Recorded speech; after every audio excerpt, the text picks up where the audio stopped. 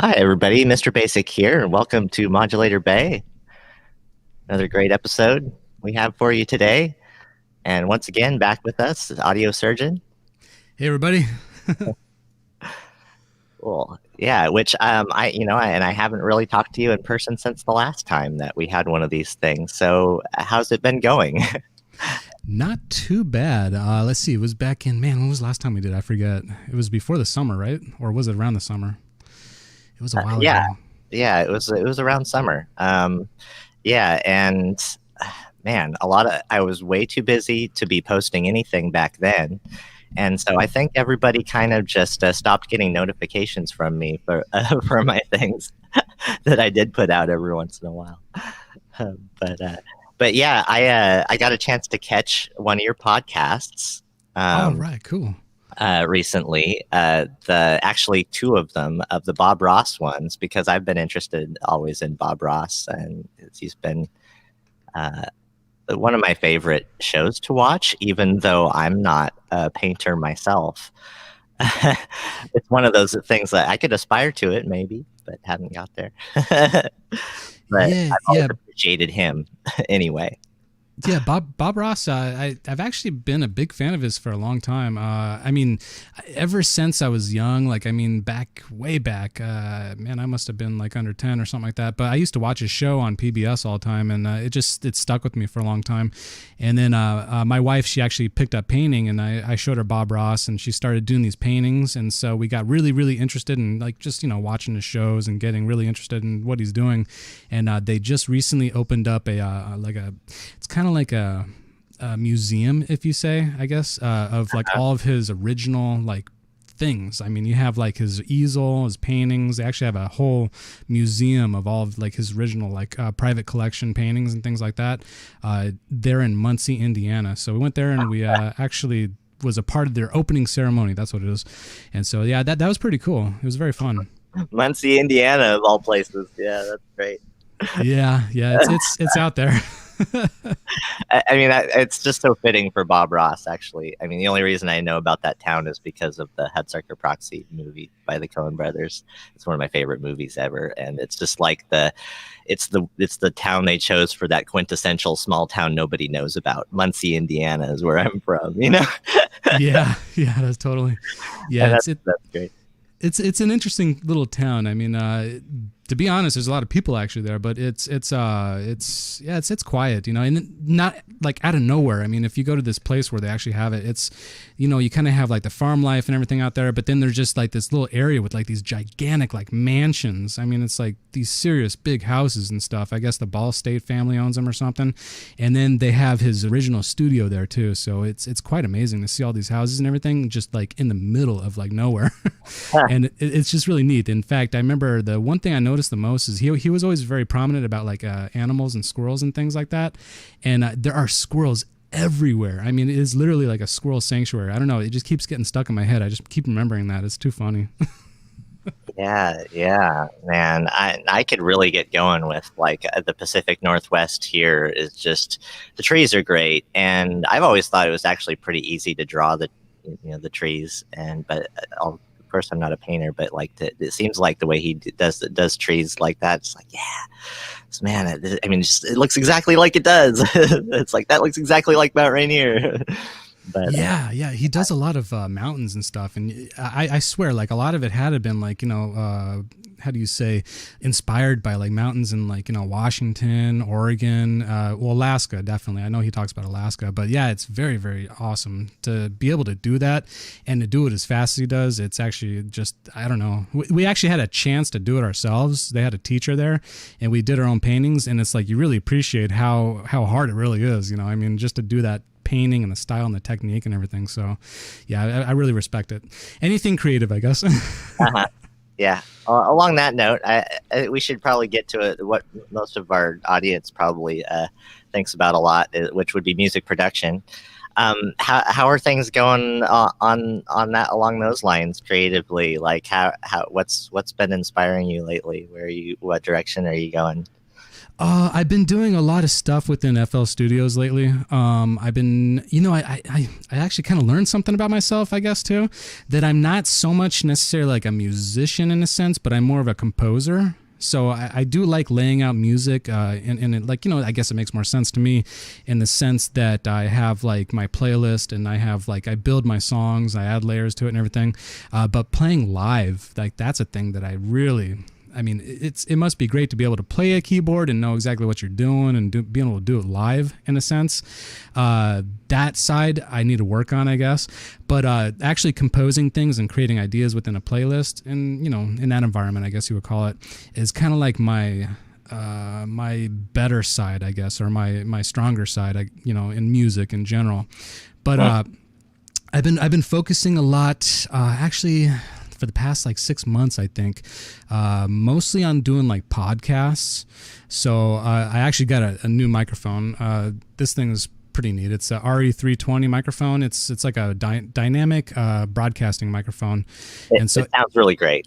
yeah, you like it. It's a lot of fun to mess around with these microphones. In fact, even within the DAW, like it's kind of cool to mess around with the compression and the different VST plugins you can add to it, and you can even add reverbs and things like that. Like, I mean, yeah, I can even do it live in this environment too. So, like for instance, if I wanted to like throw some reverb and stuff on here, it sounds really cool. So, but exactly. To be able to, it's like instant gratification every time I do that. I don't know. It's just too much fun. Yeah, same here. I like that. I love to add the reverb to everything. The RT505 for that is fun too.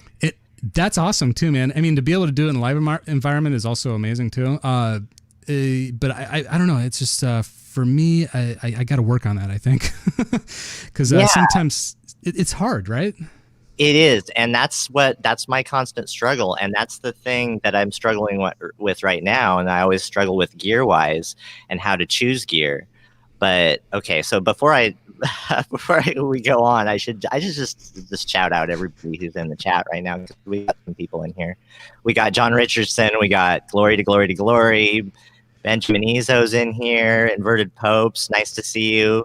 Sorry for the short notice. I want to get you on here sometime for a show as well. And hey, Cuckoo's here, and got Jelly Duck 100. Nice to see you here always, as always. You're awesome, man. Hey, how's everybody doing?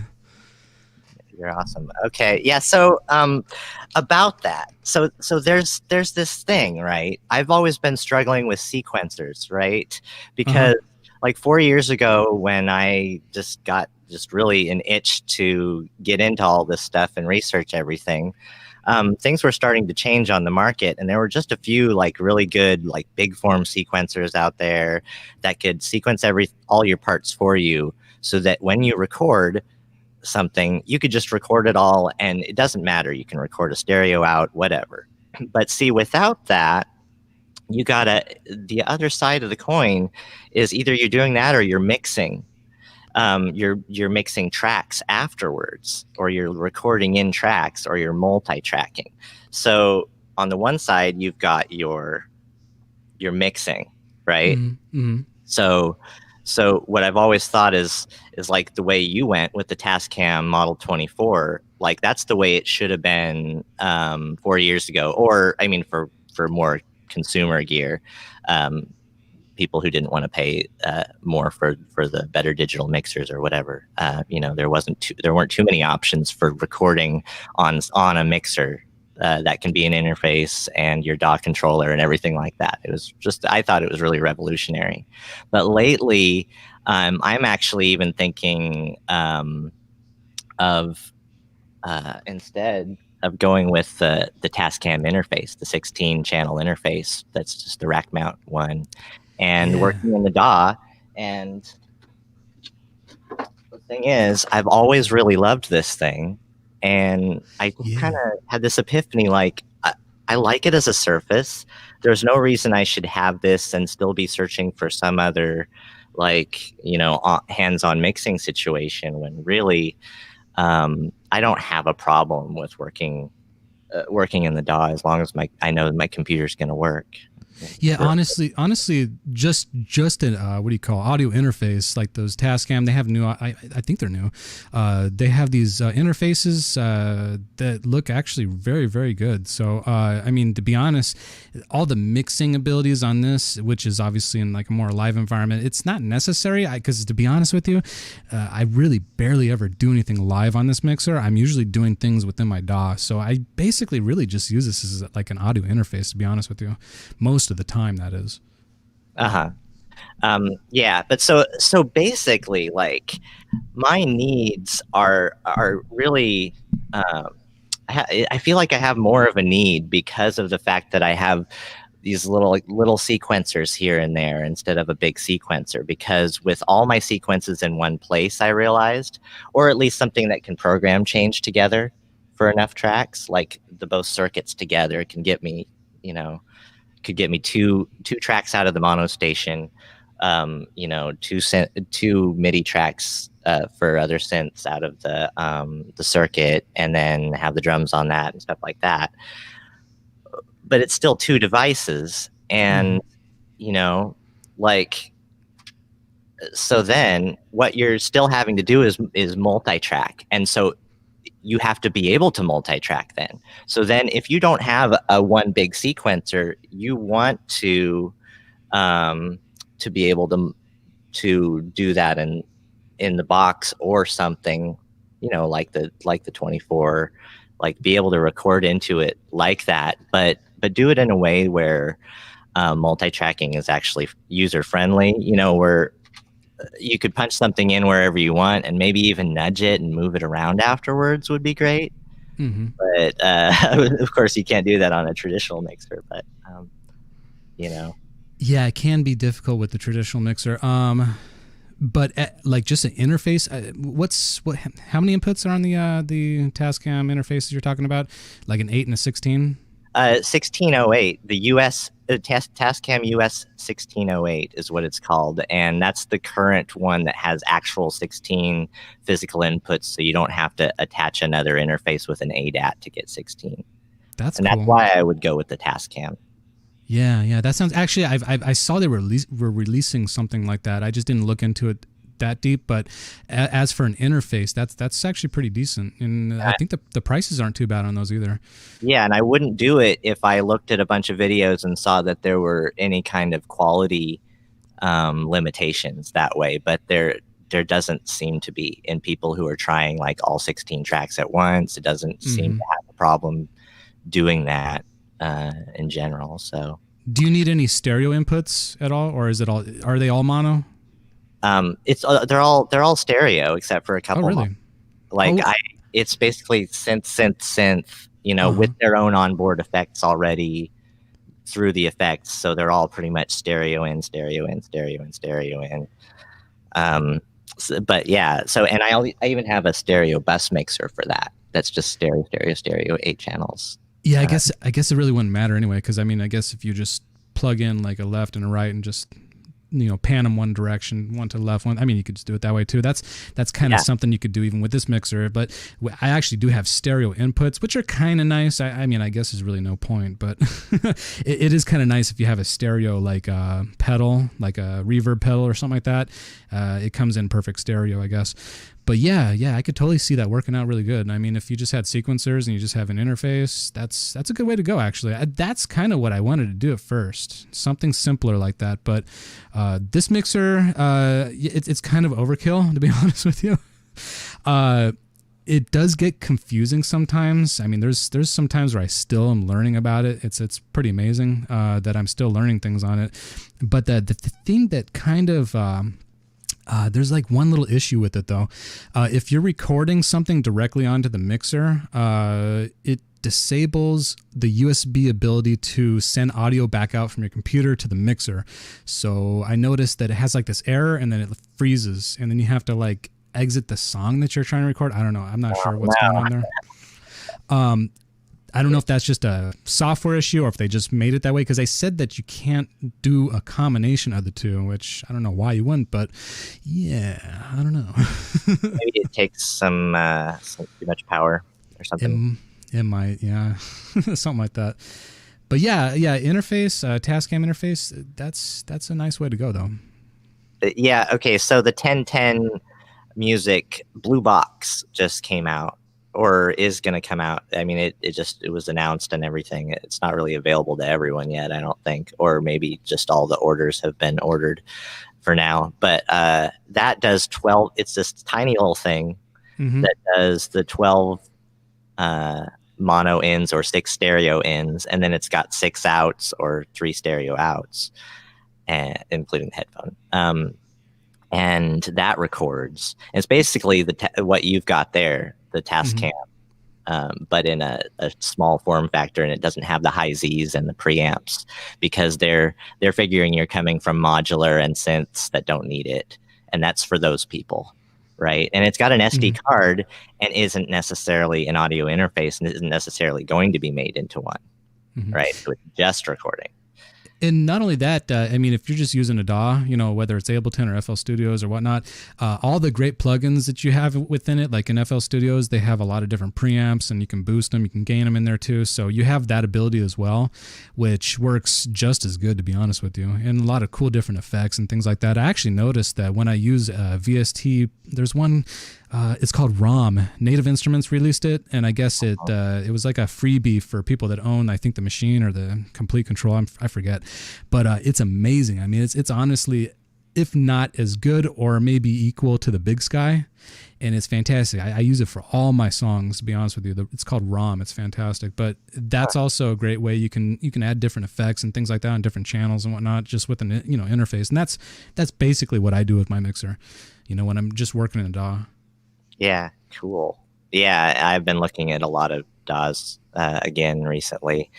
I've always used Harrison Mixbus for recording into, and I used Studio One up until the point where they just turned to subscription. Ooh, so yeah. now I don't use them anymore. They don't have a free Prime version anymore. And I haven't signed on to Roland Cloud either, even though I've got Roland stuff. I've never liked that whole world, and that's why I like hardware. Is one of those things. It's like, you know, that 10 years from now you won't have to do anything until then. As long as you keep it nice, you're always going to have it. It's always going to do what it does. True. Have you ever heard of Cakewalk? It's by BandLab or something? Yeah, I did download that. Yeah. Yeah, it was a little strange to get into, but yeah, it's I didn't use it too much. Do you like Cakewalk? I have yet to try it. I have heard that it's free, I guess, in some way.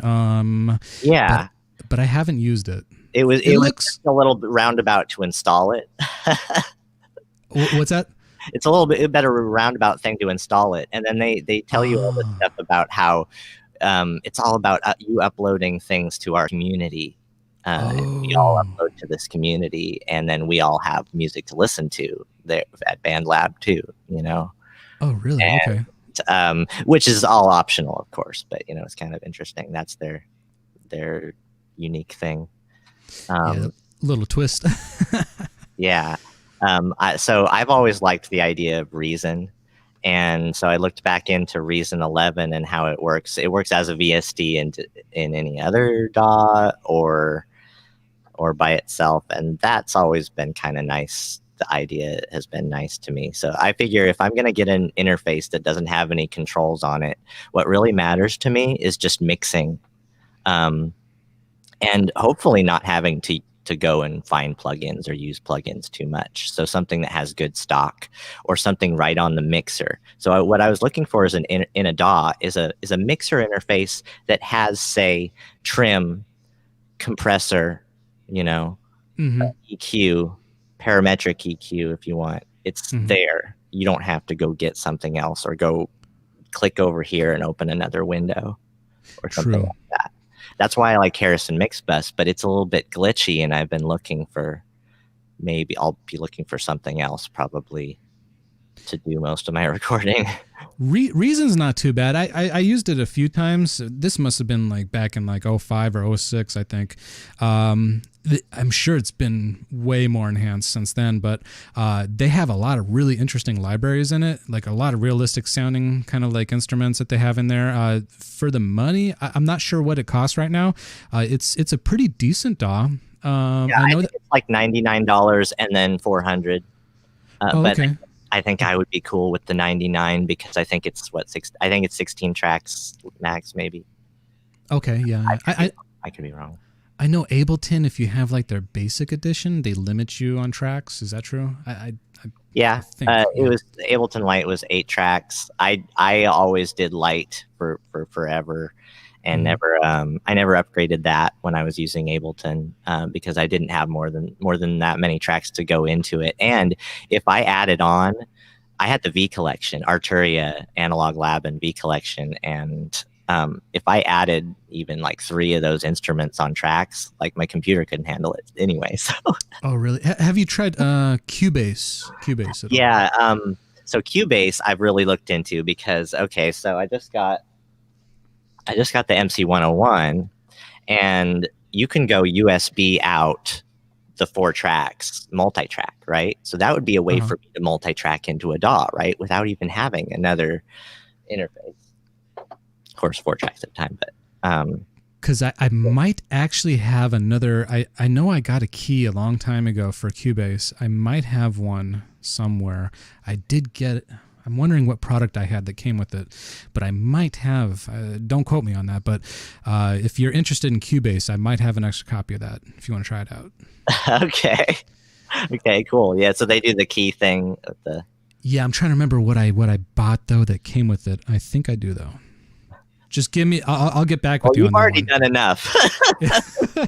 I need to get you something because yeah, with the graphics card that was way too much. I just got I haven't installed it yet, everybody, but AudioSurgeon just was kind enough to send me a graphics card that he didn't need anymore, and it looks wonderful. And I wanted to try it out, uh, try to install it after this show, so that if I messed things up, that I would still have a working computer for the show. But yeah, I'm really excited to use that for Minecraft, and it might help with VCV Rack, Yeah, software modular that and has not issues. not to mention it also will help if you do video editing. Oh man, if you don't have a video card, video editing, it'll help a I lot. don't like to know, but yeah, Yeah. people probably know. I don't. Yeah, I'm Yeah, like unedited because I don't edit. yeah, live is always the best way to go, to be honest. Because editing, I mean, there are some things I've done with editing that it's like now if you want to do 4K editing, oh my god, to like export a 4K video, it takes like 3 or 4 hours, maybe even longer. I don't know. I mean, it is intense on the card though. But some computers won't even allow you to do 4K editing, depending on what kind of processor you have, I guess. Like my AMD processor, for some reason, is not 4K compatible for video. I don't know why that's the case, because you can watch 4K videos. So I don't know. Huh. Yeah, no, I tried to way back in the day. I tried to edit 4K because I got this cool Chinese Yi 4K plus action camera, Mm-hmm. and it's a great camera, and I still use it. But I stopped trying to use it in 4K because the file size is so huge, for one, and two, Mm-hmm. when I tried to edit it, the editing program couldn't give me a preview. It would just be it couldn't. It wasn't powerful enough. Yeah, the file sizes are like enormous. And I don't know, I'm not sure how streaming works or how like the actual file format works in general, but like I guess it has to like process that, and it's a headache, I guess, for your processor and video card. So I mean I had like a what do you call GoPro, and I just do 2K or less because it's just a hassle. Yeah, unedited live. Yeah, along those lines. Just see, that's the thing, is I am kind of like I'm not good at live anything, I would say, but I'm trying to get to a point where if I come out with a song, I could like play that live for somebody, right? And so that's what I've been trying to figure out in terms of like, okay, well, on this either sequencer versus mixing side or interface side, what's my priority gonna have to be? And what I realized is if you want to play one of these songs again yourself, you have to have all the sequences together. You can't have multi-tracked it That's and true. then play it the same way again. Or I mean, you can, but I mean, it's just complicated. So it's like, all right, well, I got to get all my sequences together in one way for my songs, so, and then organize that in some way first. Then I'll worry about whether I can multi-track or not. Because if I can get all my sequences together, have a stereo out, that means I can also perform my songs live, potentially. Yeah, yeah. If you're just doing it through like just a sequencer, and I mean, some of them actually save, I guess, your sequences and whatnot. Like I believe there's like, man, what is it, the Key Lab or something like that? You can save them. But yeah, if you don't have one it's just maybe just a sequencer without any of that kind of stuff, that'd be a headache because then you'd have to like redo it every time or something. Well, I've been bouncing sequences over from sequencer to sequencer, like for these last couple of these albums that I'm working on right now, currently, I've got my circuit. Um, I've got my circuit doing other parts besides circuit sounds, and then my monostation doing other parts besides monostation sounds, and then like my circuit actually doing the sequencing for the monostation, and my monostation doing the sequencing for something else for the system one. And it's like it's kind of complicated, and I probably should get that going some other way.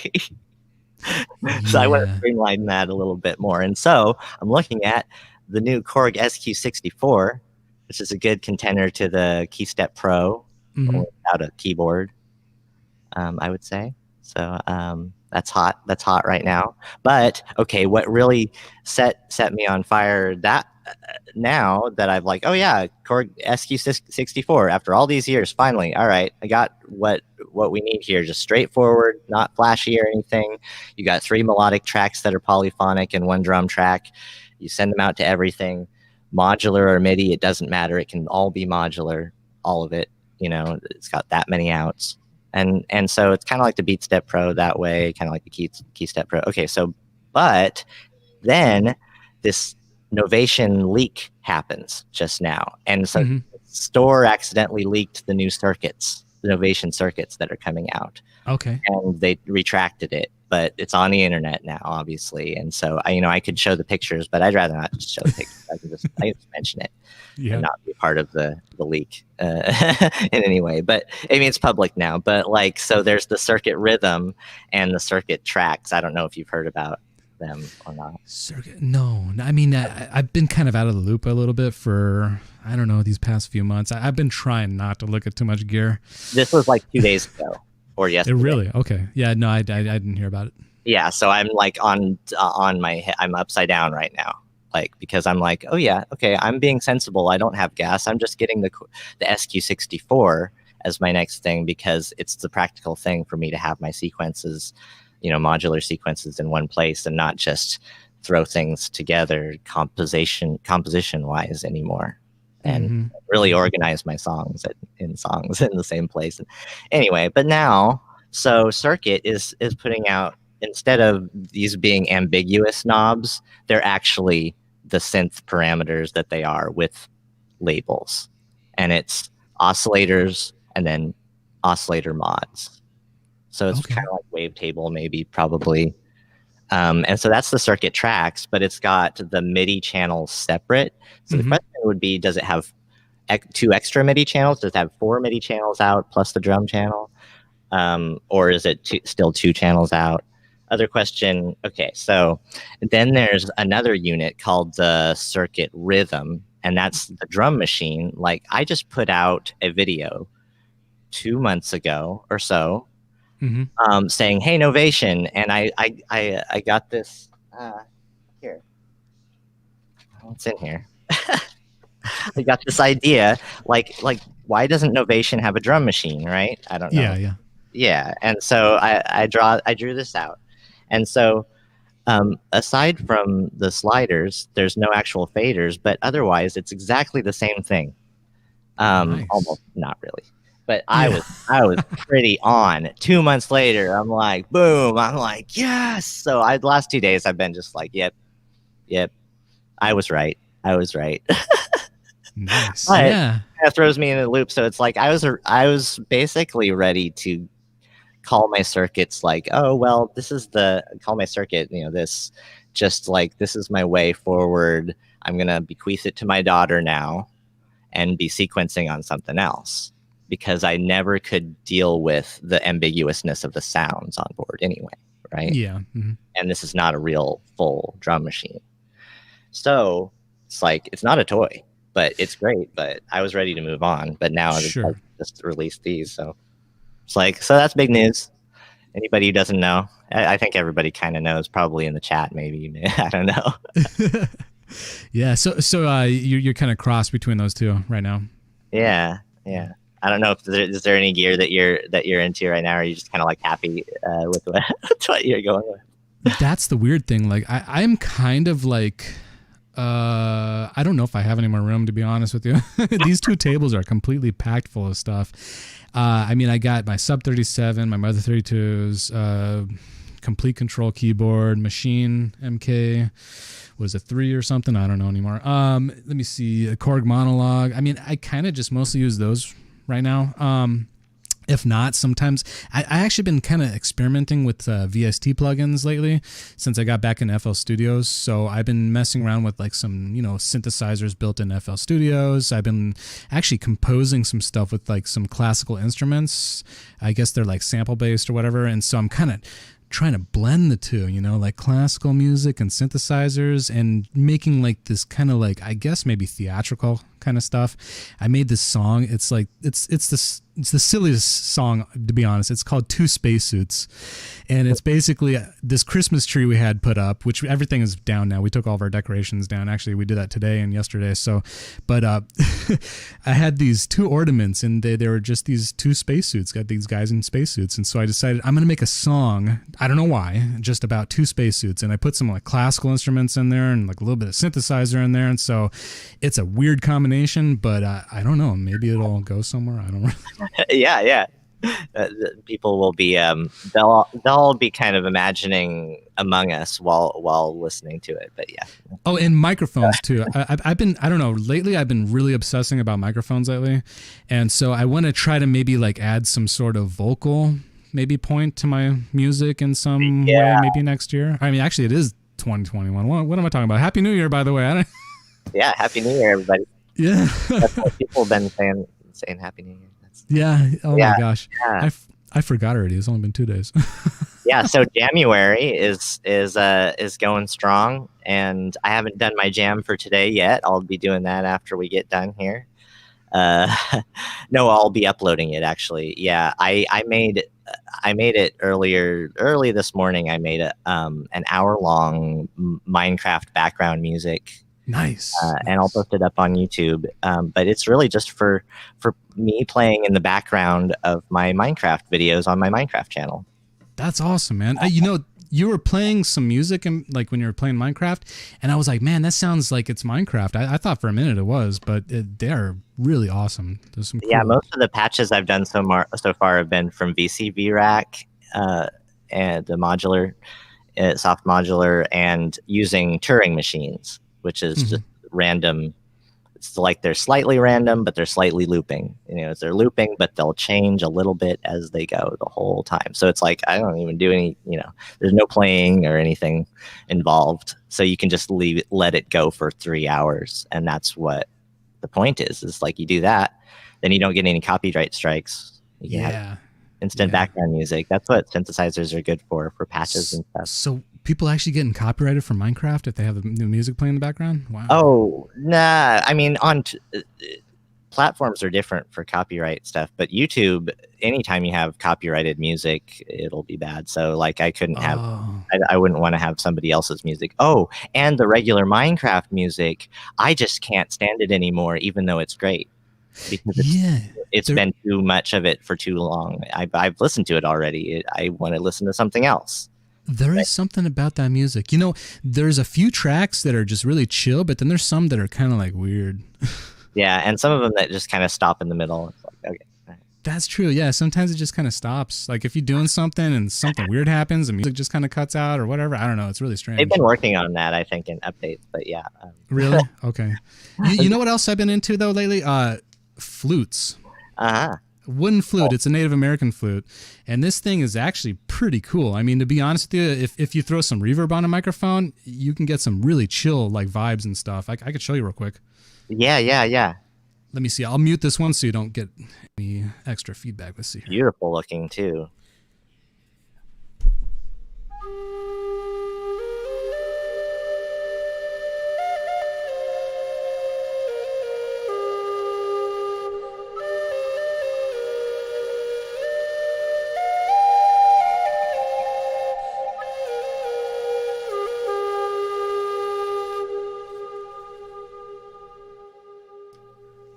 Did you hear that? Yeah. Holy cow. Yeah, it's pretty chill, man. Isn't that chill? Holy cow. Yeah. No, that's a nice clean reverb too. Yeah, that's actually the Big Sky, by the way. That is one of the reasons why I do like the Big Sky. Uh-huh. The reverb on that thing is huge, man. I mean, if you're into like anything synth or like instrumental, you know, for instance, this in a microphone or something, it's just wow, you know. I mean, that's what. Yeah, I was just thinking, I really enjoy your intro to Life in Space intros to your podcast. I was like, yeah, I can do an intro like that. It's kind of nice. Yeah, cool. I actually I've been trying to use like all the songs I have and just like every one is supposed to be a little different. So I try a different track on this one or this one. I mean, most of the music that I made, I just put them on my intros, I guess. But yeah, it's fun to do that though. Oh man, that flute! It really slows you down. And I especially love, I love flutes. I especially love low flutes. Like the bass ones, like the really low tones. Yeah, those are cool. I learned the tin whistle a little bit. I learned some jigs and reels back in the day a little bit. But yeah, I always thought that was nice. You know, I'm kind of obsessed with wood. My main instrument has been the marimba. That is awesome. Those are cool. Yeah, and I always thought, well, when I was, I guess, in high school or earlier in life, and thinking of my ideal band that I would put together, it would be with like mallet percussion instruments and flutes, like, and that's it. Or maybe bongos and stuff like that too. But sure. I was always a really just completely acoustic. I was like, the ideal is completely acoustic music and doing electronic music remixes with acoustic instruments, like electronic music with acoustic instruments. Sounds good. Like a mixture of the two. Yeah, that's what I was thinking. Like something like even this is chill too. I mean, this little like just listening to that, you know. It's so crazy. Like, I mean, this one doesn't go as long, but you can even hear kind of a difference in pitch when it curves down the. That's true. Yeah, kind of. It's cool. It's like whoa. Yeah, that's what I live for. So yeah, you know, I can just I've decided to do with my life for the rest of the year. But you know, on top of it, before everything else, I'm gonna just make hours worth of Minecraft, just reverb laden patches like that of just, you know, stuff like that, physical modeling, like real, you know, and. Thanks for the idea. I'll definitely do some more of that too. So are they like what they call that word? Generative or did they morph? And, yeah, that's it. Yeah, that's easier because then you don't have to do anything. Yeah, you can just sit back and let it go. Yeah, nice. Yeah, that's cool. but so how you do that then is with sample and hold, with LFOs. And then LFOs into quantizers is like the classic way to do that, into pitch quantizers. They it's not just, I forget when they actually did it, but they did release an update for the Mother 32s, and now there's like random sequences built into the actual like plate, or what is it called? The sequencer itself. It doesn't actually have to be patched, but you can hit like shift and something else, and now it does like random stuff, or now it'll go back and forth, and I thought that was a kind of a cool update that they had. Yeah. So, I think that makes all the difference in composing. It just it just really frees you up. I think, Yeah, true. depending on what you're doing. Because one of my favorite things actually, like on any kind of synthesizer, is like the geez, what's the word for it? It's the, I forget the word for it, but you played like 3 or 4 different keys and it'll just start like, you know, arpeggiator, like an arpeggiator. That's like my favorite thing on any synth, is that that's where I can actually get ideas and things like that. So I'll hold down a few keys or something like that and it'll just like go da, da, da, da, da, da, da, da, da, da. You know, I can build things just by listening to some sort of pattern or something, but I can then change them up and just do all that stuff instantly, you know. And the great thing is that Sub 37 has an awesome sequencer on there too that you can use, or even the Complete Control has one that's built into like a machine or something like that, which is really, it's awesome too. But yeah, I really like messing with those a lot. Those things are great for ideas and just trying to get your inspiration up. What's funny is, like, it might be like shameful thing to confess this, but the thing is about the circuit and something like this, and the monostation, the same thing, especially with the sample flip, it makes it even cooler sounding without you having to do much of any thinking or composing. But like, you just, if you let it go, because it quantizes to rhythm, and just because of that, you just go like this a bunch. And when it plays back, it's like, and then you mess with a few of the just, you know, expression aspects of it, and you've got the coolest thing ever. Yeah. And random, you know. And so basic sequencers and you feeling loose can do it too. True. I totally get what you're saying, man. That's awesome. Especially with the, I mean, I guess I do that sometimes on the machine. Sometimes I'll just randomly do stuff and it's got like this repeat pattern or something. There's an ARP repeat or something.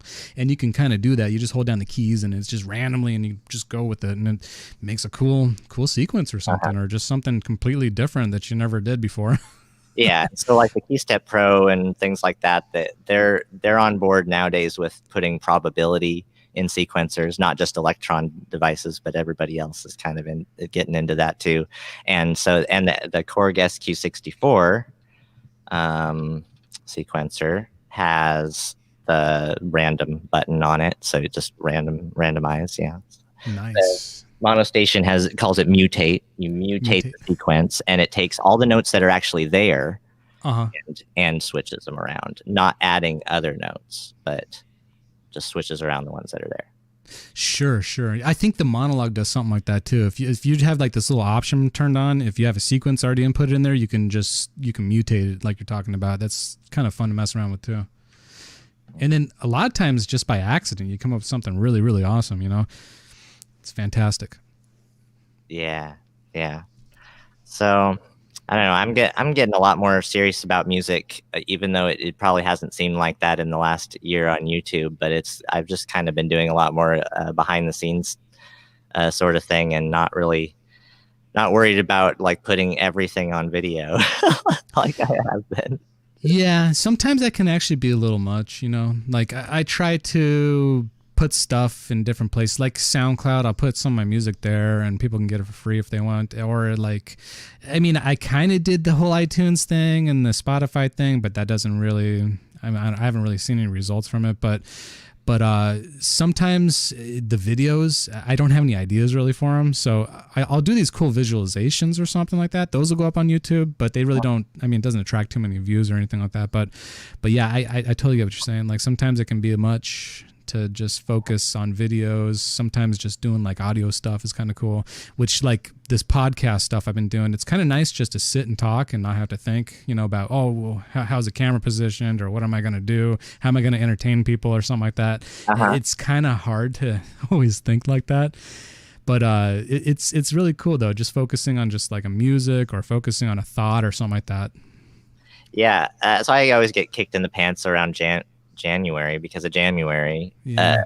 You know, I did that just couple years ago, and the first time, and I saved a bunch of people's pages, and I'm like, well, I know these people, and it's like, and I think that I can kind of get on board with doing a little bit more of that, having more of these shows, and the fact that I always like see all these cool people in venues like January and like the Golden Shrimp Guild people and other people like that on Twitch. And I know a lot of people who who are really into music production and synths and stuff, and could have a lot of good conversations too. Sure. Have you seen anything where people are actually jamming online? That's kind of interesting. Like online people just like, I'll play this instrument while you play that instrument or something. Well, the guy that introduced me to StreamYard, this way that I'm streaming now, to have two people like this, I will create, EYE will create is all one word. He was all into using StreamYard in particular because of this apparent zero latency to actually play music with people on this venue particularly. So like it's an idea, and like we were saying about the settings before we started, I don't know if anyone has any problem hearing us when we're both talking at the same time. We haven't done much of that yet, but it doesn't seem to be an issue so much anymore. It has been in the past, of like a little bit of an echo. But I think it wouldn't be bad to play music on this. And there's a lot of other venues now too that talk about zero latency. Yeah, I was actually thinking about that, if the audio cuts in and out or something like that. But latency, I mean, to be honest, I mean, we're talking right here, and like, I don't know, seems like once I'm talking, you're talking, it's like perfectly smooth. I don't see any latency really. Just in the video, when people get the video, it's like a few seconds delayed. But you're right though. I was noticing that the latency is like hardly nothing. And I've watched his videos with guests that he's had since, and they've had no problem that way, and has showed off all these other situations where it's just like they just sit there on their own, not broadcasting to other people, but on two sides of the world jamming together. And there's just a lot of, I think there's quite a few platforms that do that now. I think that's really good. I've heard of a couple, but I just can't come to, like, it's there. I just don't remember the name. I think one was like Jacked In or something like that. I don't know, something strange. But there was one that was somebody was talking about it. I think this guy Home Studio Simplified was talking about it. He was doing something where he needed to do some like collaboration stuff, and you can actually join a room, and then like, I'm not sure if it's actually particularly linked into your DAW or not, I don't remember, but something about like being able to do it without the latency, and that was the main issue. And that this thing kind of is almost to the point where people can do it. They can literally have like a singer on one end, somebody playing the bass on this one, and then playing the lead on that one, and then everything being recorded all at once or something. But yeah, there was one that was like band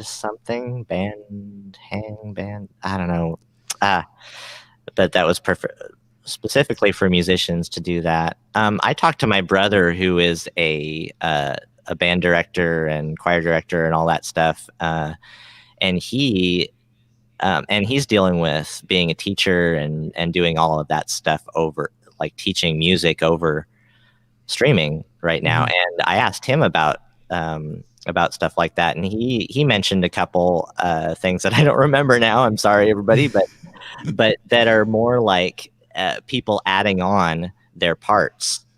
It's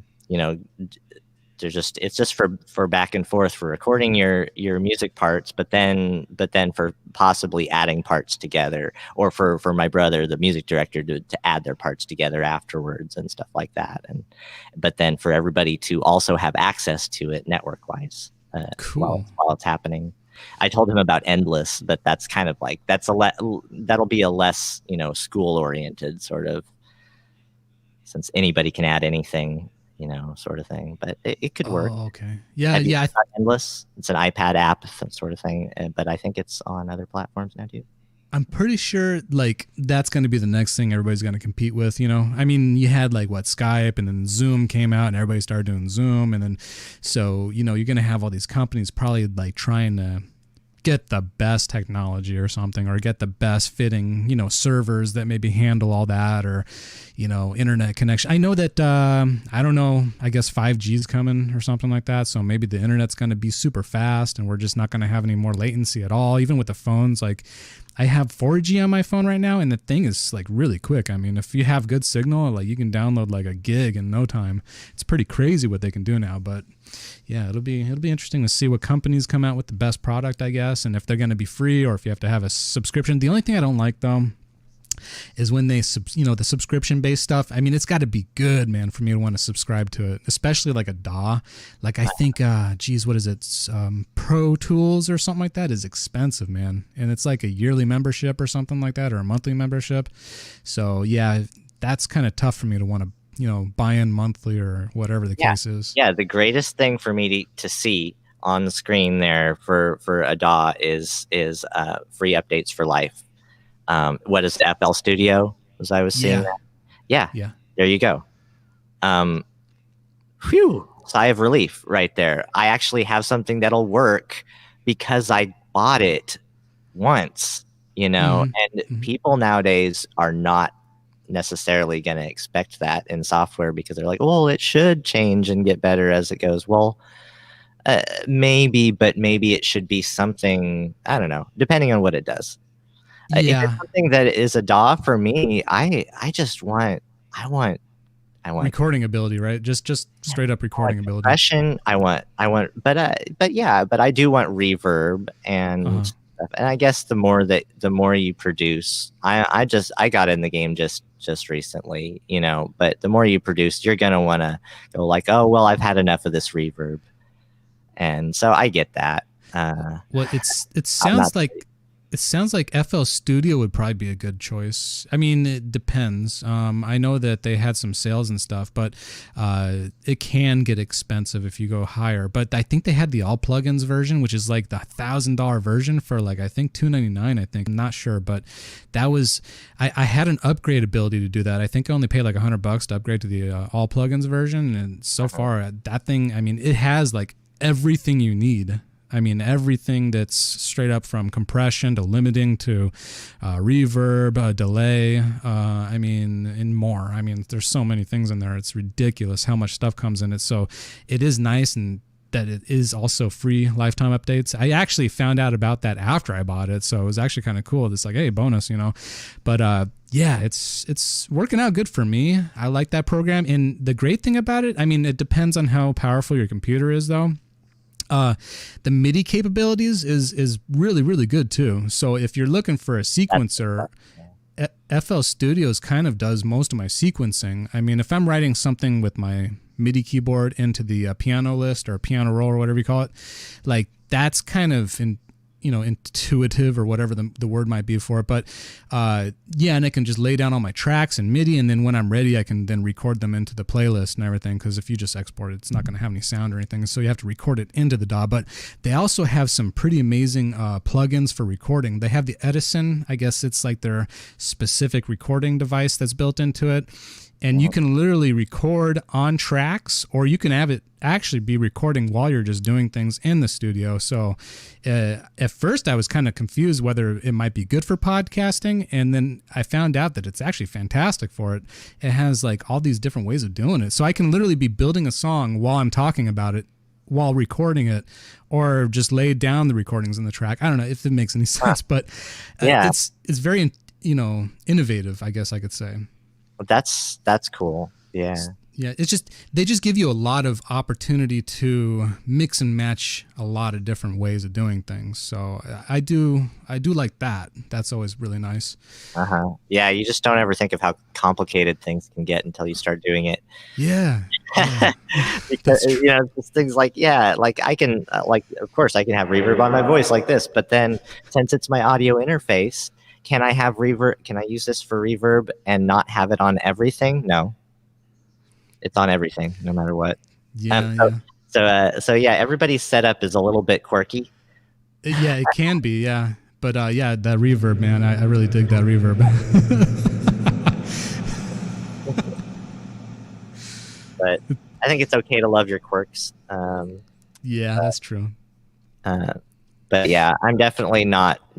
I'm square on not needing to consider myself a DAW-less person or make sure I'm only being DAW-less because of not putting my computer in the situation of being music related. I'm comfortable with having my computer as a part of that, especially in the day and age that we live now, where I realized that I was going to say that earlier of like when I brought up the MC101, the USB is just that Cubasis I was thinking of would be maybe it is for Android, and so maybe I could record portable while I'm out and about, and that's Oh what yeah, that's really about. that's cool. That'd That's be what kind of college neat. is about, is for being out and about, right? Yeah. And if you're gonna like play a big concert, I'm thinking, or like just have all your stuff with you, why not have your computer have a laptop with you? That's To, true too. Or or a even tablet. I did get this little cool thing. This is just a little like pocket recorder, and I can actually, it's a Zoom H1N. Can you see that? Oh, yeah, okay, right there.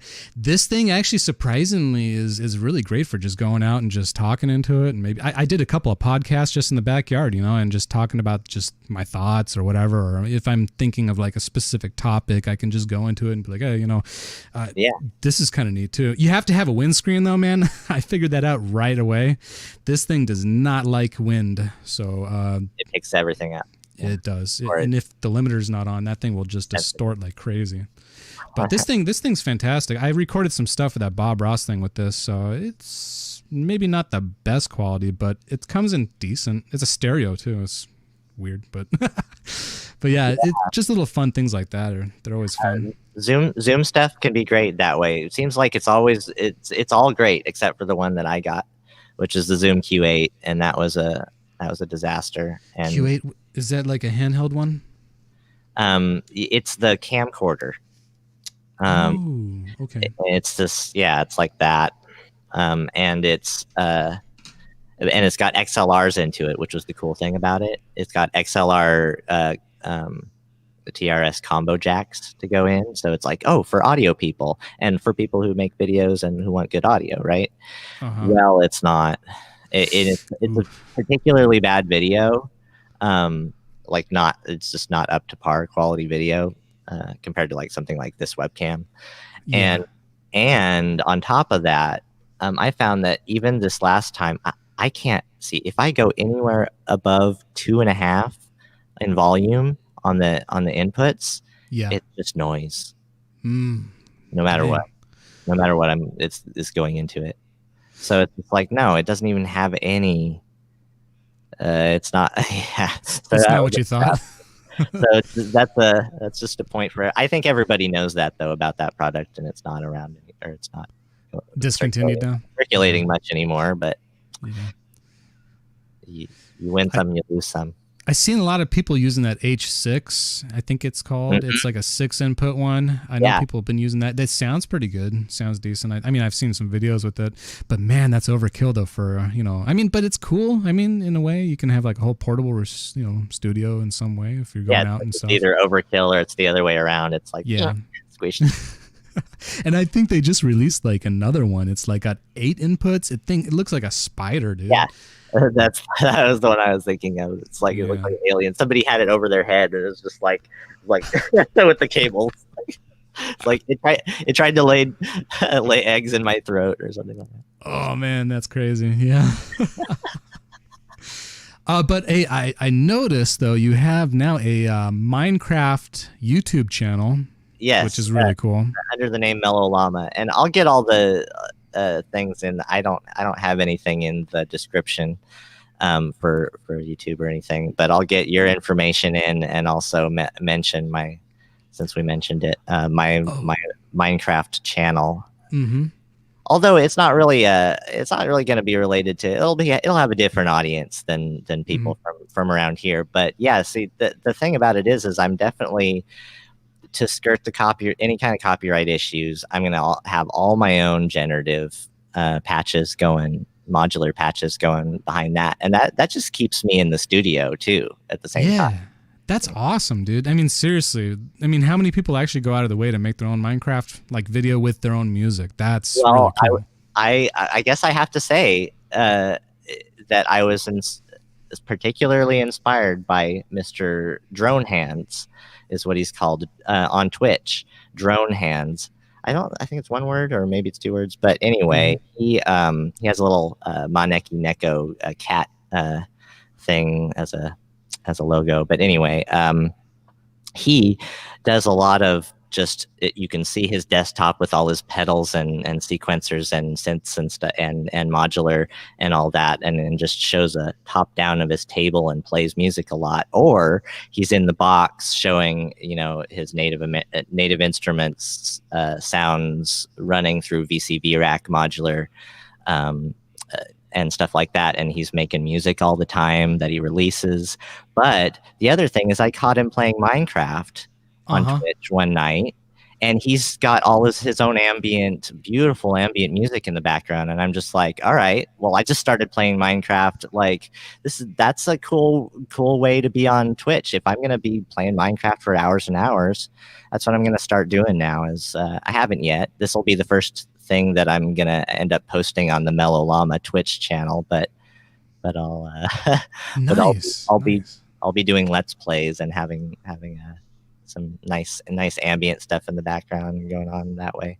Cool, man. If I ever catch him, man, I'll watch him. That's really cool. I was watching a couple of those videos on YouTube, and they're so chill, man. And not only that, you actually teach me some things about Minecraft I didn't know. I didn't know you can actually go underneath the water and get like this seaweed or kelp or something, and then you can actually make food out of it.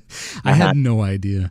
Well, I'm all about like making a bunch of limitations for myself based on this idea of being a peaceful character in the world, who doesn't do all these sorts of things that in the game might help you. And then so I, finding a lot of other creative ways to get along and do things in the world and create a cool story with your character. Awesome. I don't know. Some people play it like a game, and I've always just played the creative as sort of an architectural sort of thing and never played the game. But now that I play the game, I think it's like, yeah, you can make the game into creative mode. Yeah. Into just a creative game. And like almost that, while you're living in a world where things could maybe get at you or something. And so you have to do something about that too. And that's kind of cool too. And I was always against playing the game of Minecraft. And I always thought, well, I'll use it as a creative 3D graph paper, but that's it. But now I'm into it more. And I think I could really get together with a lot of people since it's like the most popular game like ever and has been for forever. Yeah, it's getting there. I mean, it's been so many like updates and different things. This year they had like a big conference or something. They were talking about it. It was like, wow, they're gonna do a lot of cool stuff with it. And I know some synth people who play too. Yeah. Magpie plays. It was like back then I wasn't playing. I was like, oh, really? Are you gonna start playing Minecraft? Man, all right, bye-bye. But no, that wasn't the case. And so that's the question with me. Am I just going to stop making music and stuff because I'm into Minecraft now? Well, I think they actually just put up a new server too. The Magpie Pirates just did a new server for Minecraft. So the old one is down, I believe, and so there's a new one up. And if you ever go into their Discord, you have to be whitelisted or something like that, like to get your name on it, so that way you can join the server. But I haven't checked it out yet. I just tried installing the new Minecraft, so eventually I might check it out. But yeah, there's like a whole community on there. It's crazy. Like, well, I'm shy. I haven't played with people yet, but maybe. Maybe I should. It can be kind of weird when you're on there with a lot of people. Depends, what you're really doing. Like if there's like these mini games and things like that, which I'm not interested that much into. They have these things called survival games and things like that, where like you have to like build something on an island, and the other characters are on all these little islands. You have to make your way over and like get the other guy with an arrow or a sword or something like that. And it's kind of complicated. It's like a puzzle, I guess you could say, but it's like a fighting game with puzzles and stuff. Yeah. But I just like either the survival or like, the creative is all right, but sometimes it's a little too like, they just have a flat area where you can just be creative. It's kind of gets old after a while, but survival has always been, one of my go-tos to actually build something out of just the things around you and like mine things and get excited to get a diamond. I mean, the first time I got a diamond, that was great. Yeah, me too. That's why I put that on one of my videos. It's like, oh yeah, the extra bonus. Like, oh, I found diamonds at the end of this video, so I put it on there anyway, even though it was just a start video. But yeah, it's just it's really fun. But I think I think it can bring us together as a social platform as well too. But Yeah, I'll it's get really into that later. it's really interesting game. But you know what? You actually did inspire me to do something though. I saw your website and I actually went online and I found some places where you can build your own website. So I built a little website on there on I don't know, it's like Wix.com or something like that. So I decided to do that, and that was actually pretty fun. I was putting together some stuff. I have a little space for Modulator Bay down there, so people could see the videos from Modulator Bay. And so I think this particular show we're doing, I really enjoy it, and hopefully this will take off. And like you said, it'd be really awesome to have some people come on and we can do interviews or just have fun and stuff. I really do enjoy this, so I just want to let you know that I really do enjoy being on the show. Yeah. Thanks, Mike. Best wishes to you too. Yeah. I think it really could take off if I put some effort into it. We put some effort into it, and I see a trend that could be going. I don't know. There's just not enough. I haven't seen enough of it yet, but some people I know are trying to kind of do the same thing. We want to get together more. We want to have more discussions. We want to have that be more of what people end up seeing on YouTube. That's why I kind of got on YouTube to start to do is just to think, well, not just fight against the marketing tube necessarily, but to create a space, to carve a space within it that actually works for all of us who want to see that sort of thing and want to see each other and talk to each other. And that's cool. Sure. Which, by the way, have you noticed lately on YouTube the amount of advertisement that's been going? Like, I mean, it seems like every video now that I watch, there's like 2 or 3 ads and stuff. Well, it's getting like crazy. It's a straight all across the board. Everybody gets ads now. Really? It doesn't matter, and you don't get paid for them. Yeah. Whether you're monetized your videos or not, your ads are on all videos now. And they gave us a warning like the week before it that I saw a week before it happened, or something like the day before. And they're like, and I watch Roberto Blake is my favorite guy for watching YouTube information about, because he's really down to earth and isn't just a like want you to believe something sort of guy or anything. Yeah. It's just like us. But anyway, I always get his little gist on the subject because he informs everybody. And yeah, so now whether or not you're monetized, you have your ads on there. But if you are monetized, you can get paid for them. So you still get up to that. Don't you need like at least like 1,000 subs or something to get monetized? I think. Yeah. I think it's something like that. Yeah. Yep. I think I have the watch time. It's like 40,000 hours watch time. Wow. So I have a lot of watch time, but I think it's just because I've had a lot of videos and long videos, but the subscriber count isn't going to be up there really because, I'm not that kind of channel, I guess, yet. Plus, it's enough. It's really hard to do it though. I mean, to get like subscribers and things like that. Like I mean, I've tried to do this whole SoundCloud thing recently where there's like, I don't know if you know about SoundCloud, but they have a thing called the Repost Exchange Network. And so basically you get these credits, and the more that you repost somebody else's music, you get credits for it. And then thus in return, you can take those credits, give them to somebody else, and they'll repost it on their channel or whatever it is.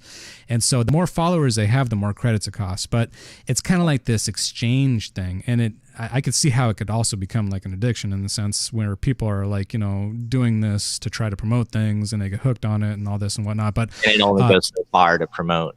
Yeah.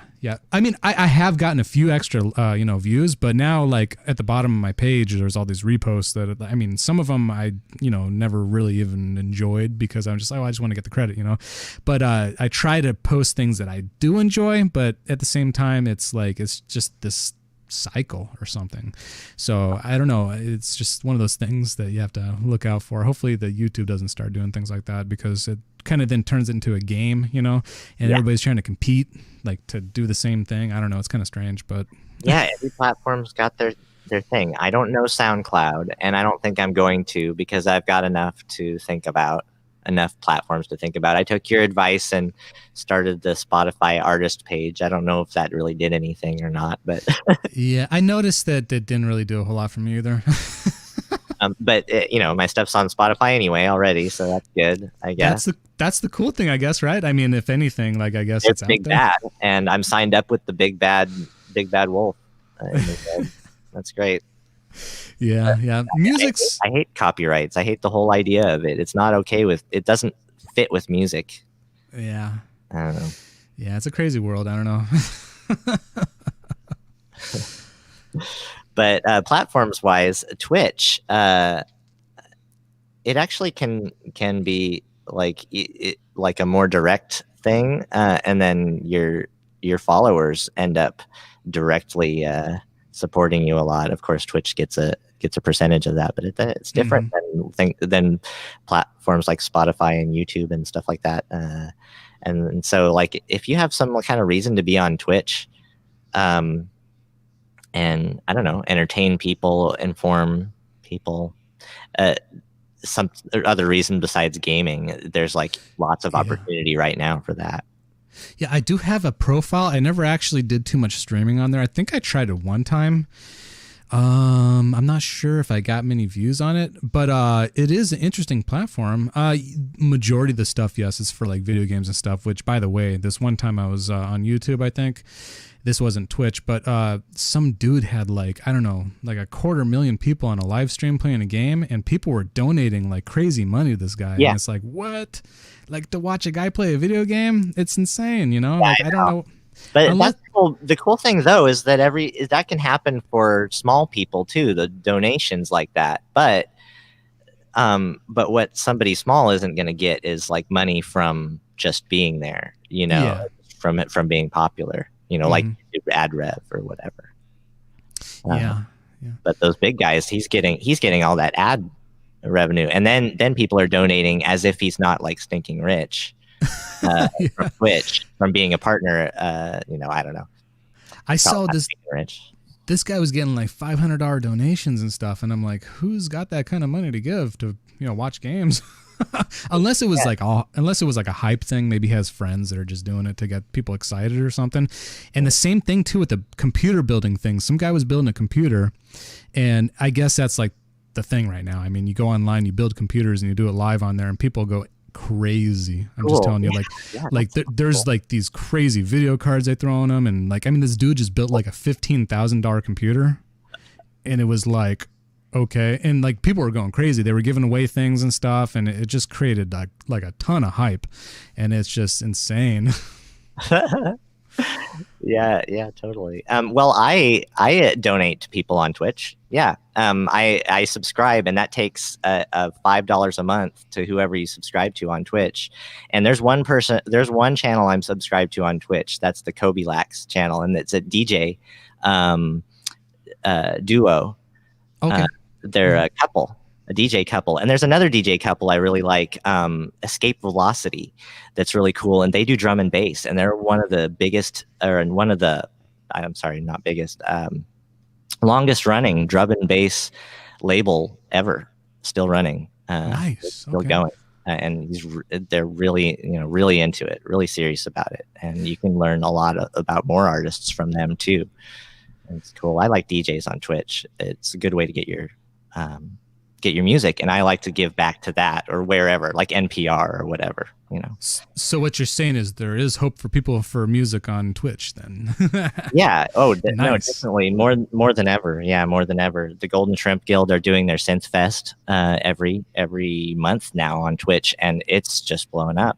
How it used to be just, we would do a few events a year that are like fundraisers, you know, for like the World Wildlife Fund and stuff like that. But now Dan Kushner is heading up he does the Gearsplaining channel as well. Cool. Great guy. And that's another kind of like inspiration for something like this, is to have conversations online. The Gearsplaining is one of the greatest shows. I'd like to get on there sometime, maybe this year would be cool, and talk with those guys, and Coherence. I'm wondering, is there like a way to like what's the word for it? Like simulcast? It's like where the feed goes to two different places, like it goes to YouTube and Twitch. Yeah. What I'm doing right now is simulcasting to Twitch and YouTube. Oh, so we're on Twitch right now too? Mm-hmm. Nice. That's cool. on All Mellow right. Llama's channel. I changed my name, so hopefully some people will recognize me, some people won't when I'm chatting on. I had, I had to tell somebody, and then I just got totally. Got totally hated for it, and they're like, oh, you're a Minecraft guy now. Oh, you're gone, bye bye. Oh no, Oh, come like, on. Minecraft. I'm It's like, no, awesome, man. It's awesome. Come on. no, I'm making my music for my stuff. Anyway, or, no, or or or a combination Minecraft and music. yeah. Yeah.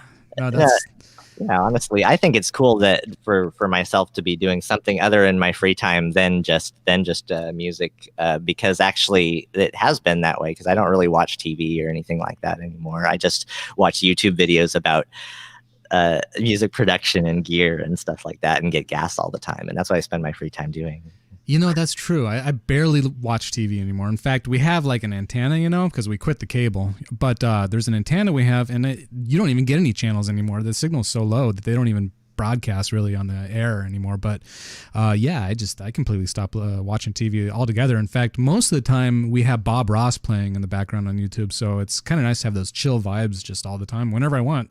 No one has to tell me what to watch, or what actually comes up if I have no control over it. So it's kind of nice to be in control of that, at least, and just watch what you want. Yeah, I watch one show right now, and that's Hot Ones. Is an interview show where they eat a row of wings, and each one has a different bottle of higher spice as it goes, and until you have the last one, this is the last dab on the wing. It's tradition to put a dab on it and try the last one, and these are just lethal. And it's all these interviews with celebrities and different people.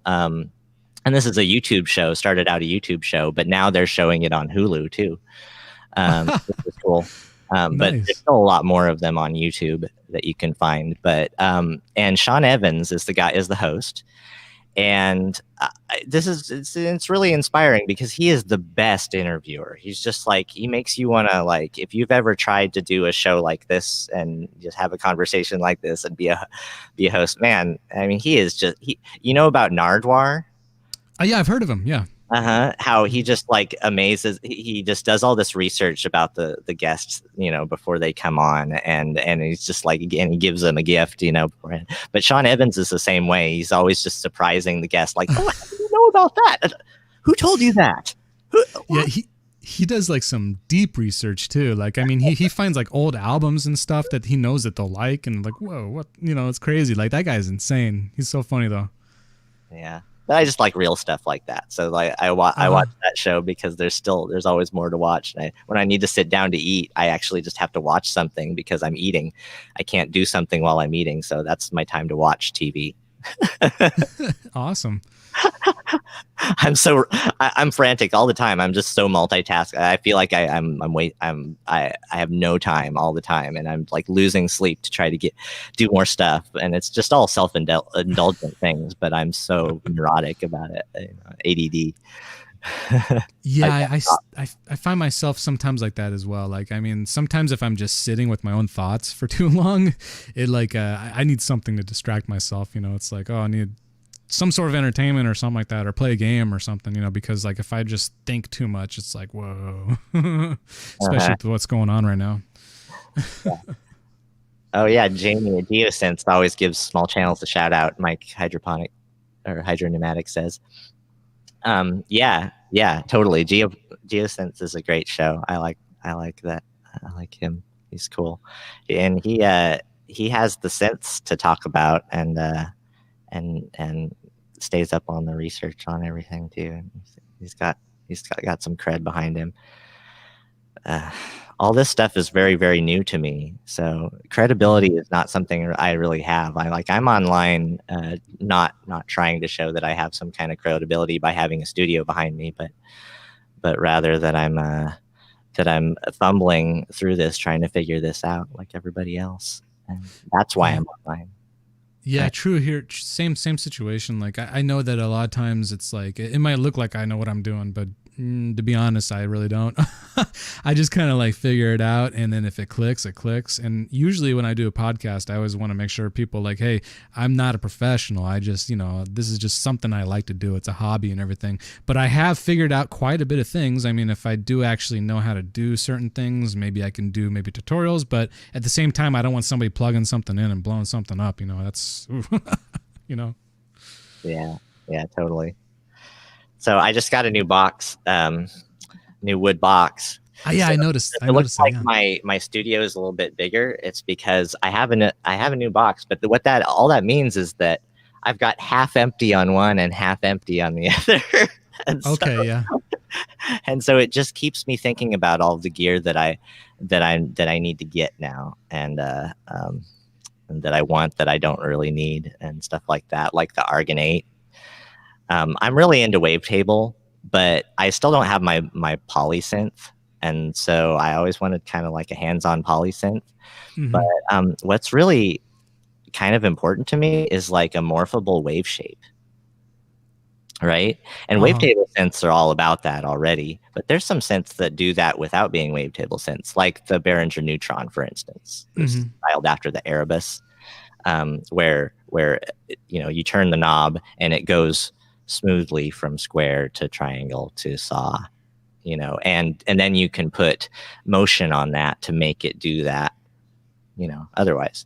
So the Argon 8, so all the modal synths are really good at that, and so that's what I have gas for right now, and that's why I actually got another box, is because I'm sometime this year going to break down and get my polysynth, but it's not going to be what I maybe thought I was looking at in the past, like a Peak, Innovation Peak, or something like a subtractive synth, but more of a wavetable. And like the Hydra synth is really, really tempting as well. It's really cool looking, but I needed something a little bit more simple. And after doing a lot more research on all the synths out there, the modal synths are really amazing. But like the Argon 8 and the Cobalt 8, and they do the rack versions, the M version as well. But they've got these portable synths as well, that are, I think, so amazing that you, depending on what kind of format synth you want physically, like they will give you just as much as like their big synths, the Argon 8 or the Cobalt 8. Like to get the modal Craft Synth version 2, just this tiny little thing. That's the wavetable synth with morphable, 2 oscillators that are morphable, right? Smoothly morphable, continuous morphing wave shape is what you classically call it, I guess. But then they also have the Sculpt, and then which is the same thing, but it's subtractive waveforms, so they call it virtual analog, even because it's digital. But it's also tiny thing. And so, if you want something portable, they've got something for everybody that way. But really, like that was all kind of like around the idea of replacing the polyphonic wavetable that I enjoyed in the circuit, and that I'm moving this piece of equipment out of my studio for something that maybe is going to sound a little bit better as a wavetable synth than that. Sure. It's good. I know that Chord came out with one. It's like the OP something. It's probably the OP6 or something, if I'm saying it right. But it's like I don't know if it's wavetable, but it's something. It's like a digital synth. It's got some really crazy sounds on it. But the way it works is like you have these operators or something on there, and you increase the operators. So like you would turn the volume up on each operator, and then you would morph it. It's something that I really haven't seen before, but it looked kind of interesting though. Yeah, the Op6. Oh yeah, the Op6. Yeah, I guess it's that. Yeah, that. I think that's the best way to do FM there, to be able to. Oh, it's FM. That's right. FM. Yeah, to be able to turn up each operator. Up and down with a slider. That's great. And that just makes it really easy, actually. I am kind of familiar with FM now, and yeah, that makes it so nice and just really hands-on. To have an FM be hands-on, you never had that in the 80s. Yeah, no, that's neat. Yeah, that thing looks pretty cool. That was actually probably the only thing that I I think I saw this year that I was really interested in. So if you're talking about things I was interested in, that was the one and not only that, the hydrosynth, of course. Great. I mean, the hydrosynth, that one was really interesting when I saw that. I saw some Sweetwater video. The guy that demos all the synthesizers was messing with it, and it just sounded so crazy. Yeah, so it just sounds so much more amazing than like anything for some reason. And it's not just somebody's video, because other people's, it's the same thing. And I was thinking the desktop version of it would be kind of cool, because I mean, obviously I have enough keyboards, you know, but the desktop version of it is kind of nice because it's kind of in a compact format. So the hydrosynth desktop version would be kind of cool, the module. Yeah. And plus, I think it's like half the price too, so it's kind of nice. It kind of shares the same similar sort of kind of things as the circuit in a way. Like I was thinking about the hydrosynth. It's got 8 macro knobs that can be anything like this, except for they've got screens, so you can actually tell by looking at the screens what they are. But it's that deep where it's got all that stuff, and any of those macros you can make to be other things. And so it gets pretty deep, and that's actually kind of why I was choosing the Argon 8 instead of the hydrosynth. They're kind of like they're competing with each other, because they're both stable synths that way. But although the hydrosynth might actually like sound out of the box, just sound amazing no matter what, and it's got that quality where it's like not many synths at all have that quality. Just so like, whoa, blow you away. Like I think maybe the Prophet synths are like that. They at least were for me when I tried them in the software Arturia software versions. Yeah. It was like Prophet 6 is like, oh my god. Next preset, oh my god. Like you couldn't put it in anything, but yeah, blows you away every time. Yeah, those are some cool synths. The Prophet, man, that thing is like the actual physical one. That thing goes for quite a bit, doesn't it? Yeah, it's definitely. Expensive synth. It's all analog, and Oh yeah.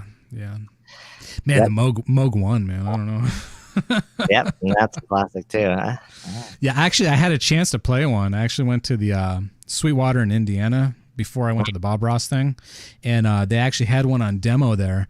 And to be honest, I don't know if I was as impressed with it than as I thought I would be. You know, I mean, of course, the power in it is obviously amazing, and just to sit there for 20 minutes, you can't figure out any of it. I mean, in 20 minutes, but it just seemed like the quality of it could have been better for $8,000, I think. Maybe, I don't know.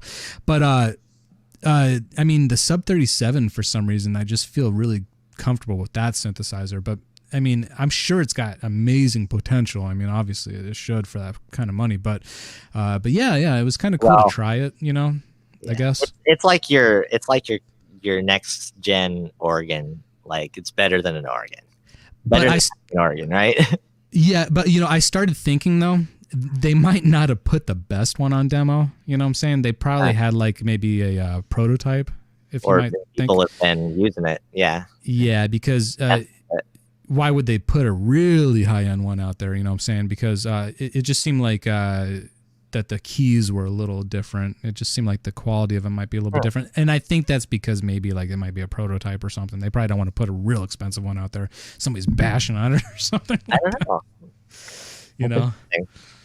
Yeah, for me, the big one would be that's like would cost too much for me, or that so I wouldn't think about it, but I'd think about it would be the Prophet X, and if I were to spend like $3,000 or something, it's 3,000 something, or close between 3,000 and 4,000. So it's like, but yeah, and that has basically the Dave Smith Prophet whatever synth and a bunch of like blow you away orchestral samples to go along with it, and that's cool. layer them up as much as you want. Nice. The what was it? Geez, you mentioned that, and I was thinking of another synth. Now I don't remember, but yeah, those are cool. The Prophets. I also just looked at the Strike Fet for an idea of something that could, because I was looking at morphable wave shapes, something that maybe I don't want an argonate or a hydrosynth or a wavetable synth. Maybe I need something that just morphs its wave shape, but I can still make chords that sound pleasant, but I don't have to go through all the presets of ones that all the other ones that don't sound pleasant. I don't know. Mm-hmm. So I was thinking a string machine like the Streichfett or the big Waldorf STVC. It has the vocoder on it as well. It's basically that's cool. And so what it does is that it has this kind of modulation where it modulates between these string-like sounds, and it goes, and then it has a chorus too that you can put on it, chorus and reverb and everything. And so it's your essential. It can be your old Rhodes or Wurlitz or electric piano sounds, sure.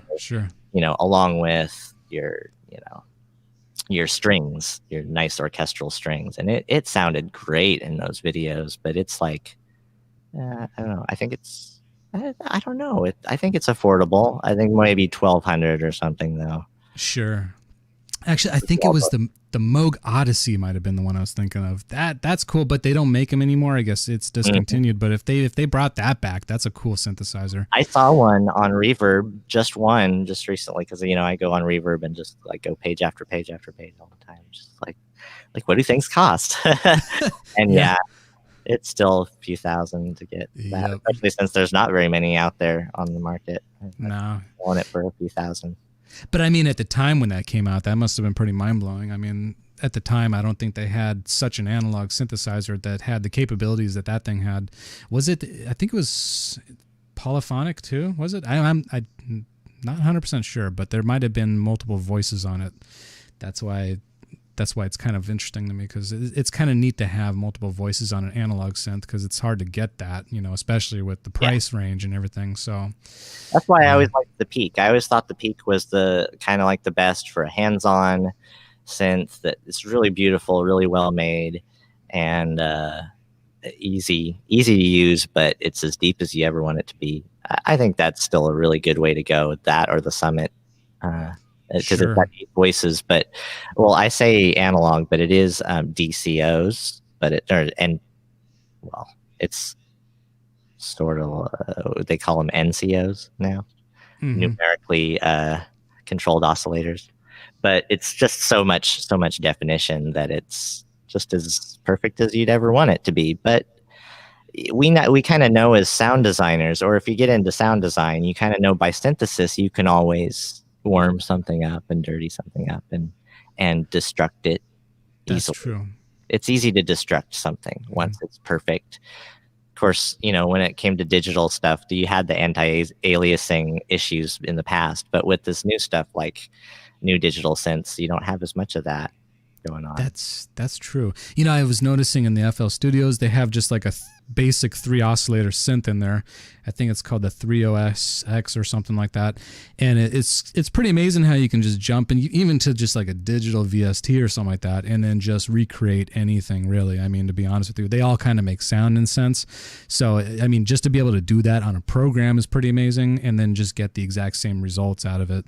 So it's kind of cool that they have that ability as well. So that way, every time you don't want to keep firing up this, your hardware. If you don't want to, you just jump on there and just do the same thing, kind of, in a way. It's kind of neat. Yeah. So do you I want to just mention, it's okay, but we don't even have to go there too much, but do you have any opinions about like Behringer and stuff that they've been doing, and like, I don't know, like how attitudes that people have had based on that, like the fact that they just came out with the key step clone? I did see a bunch of Behringer products the first time I actually really saw a bunch of products was at that Sweetwater place I was at a few months ago, and the quality of Behringer seems there. It seems like it's nice. And I mean they are just recreating kind of like those classical synths and those analog style synths. I saw there was one called the Wasp. It's kind of unique. I'm not sure what it's based off of, but then you got the ones like the Model D version of it. I mean, you could literally get it for like $300 or something, or $400, and like a Model D costs about $3,000 or something like that. So I don't know. To be honest, I mean, I don't pay attention too much to Behringer. I've Uh-huh. never really used any of their products. I know they even make mixers and stuff. I'm not sure what the quality is like on that. I mean, I imagine wherever they're getting their manufacturing from, I believe it's China, the quality maybe might not be up to par on some of the stuff they do. I don't know. Yeah, well, I wouldn't, I wouldn't, what's the word I'm looking for? I wouldn't, geez, I wouldn't like, I can't even think of the word. I wouldn't discount them when it comes to some of the stuff they're doing. I mean, I believe they actually blanket opinion about them or anything. Yeah, I believe they have to pay maybe some patenting, to the actual manufacturers or something. Maybe they have to give them a cut or something. I mean, because it seems like they're really going after a clone, and a lot of the products they're doing. So they're basically just kind of cloning it. Yeah, what I understand is that every product has been really different that way. Everything that they've done, like sometimes they've cloned products that are unavailable that were from the past, and then there's sometimes that they've taken products that companies are putting out right now still, and then putting out just the same thing and putting their name on it. I would say as long as the product isn't going, like you said, the discontinued products, as long as they're discontinued, I mean, I guess if they're not available, they do make some attempt at making them available to people. I don't know I think that's okay. There was a video somebody did. They were talking about that, and I kind of agreed with like what they were talking. That a lot of these synthesizers you can't get, and if you're gonna go out and get the original one, I mean, you're talking right. a used piece of equipment that probably is somebody wants a little bit too much for anyway. So for them to make clones of it, I'm sure that they have to clear it with the companies that maybe. I mean, Moog. I would imagine they have to clear something with Moog for that model. I think, right? Unless the circuitry is different and they just don't have to. I don't know. Maybe they get around that somehow. Well, that's the thing. Is sometimes they've cleared things with companies, and sometimes they haven't. Oh, really? Okay. I didn't know that. Well, when they felt like they didn't have to. Oh, okay. Because they looked up, whether it's legal or not to do what they're doing and go as far as they go or whatnot. I mean, they tend to be up on try to be up on whether or not they'll get in trouble for it, at least. When it comes to circuitry, or when it comes to even like computer stuff, like, I mean, if you're talking like video cards and things like that, I mean, I do know a little bit about like how the business runs with that. There's really maybe two big companies that NVIDIA or AMD that are like the manufacturers, but then they sell the technology to like maybe like EVGA or, MSI or Radeon products. I forget who they go through, but a lot of the NVIDIA products, Asus makes video cards for them. They use the same architecture, same technology, and the same thing, but they pay like maybe leasing fees. And I mean, the price of a video card right now is insane. I guess I could see the same thing with synthesizers and maybe sound equipment and things like that. Like, I mean, if they make a mixer, if Behringer makes a mixer and it's a Model 24 mixer or something like that, I don't know how they get around that, but yeah, I don't know. See, that's what they just did with the Arturia, the Keystep. They did this with silver knobs and put the Behringer logo on it, and it's exactly the same in every single way. They didn't even claim that it would be different in any way or anything like that. But then Arturia, I mean, they released it. Boom! Everybody, here it is. And then Arturia releases on their site. Seriously, what? They didn't know Behringer was going to do that. Behringer's just like, no, we can legally do this because hey, we're in China. Things are different here. Blah blah. We can make whatever we want. Blah blah blah. A lot of it is the difference between philosophies on like what you can do and what you can't do in general. On the market. But I guess I'm not really looking into buying anything from Behringer anytime soon. So I mean, I am. Like which product?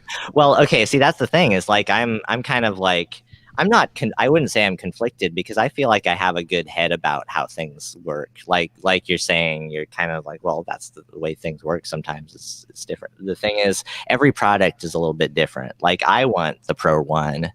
Definitely want the Pro One. Dave Smith is not planning on making another one. He called him up and said, "Hey, no, I'm not planning to do that. Go ahead." Oh, in that case, yeah, totally cool. I Yeah, mean, I would and imagine. same thing with a lot of those, all the synthesizers, you know, and like uh what was the other one, the Neutron. I was really thinking about the Neutron. See, I'm Yeah, thinking yeah, that one this looks pretty format right cool. here.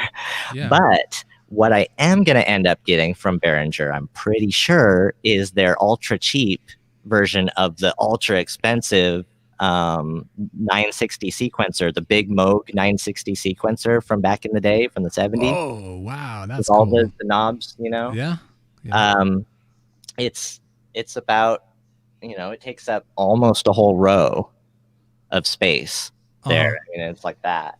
But Behringer makes the Eurorack version, makes a Eurorack version of it. Actually, Dopefer makes a Eurorack version of it already, but that and a couple other modules together with it. And so they've had that on the market for a while. And there's also always been a synthesizers.com 5U clone of that. Always.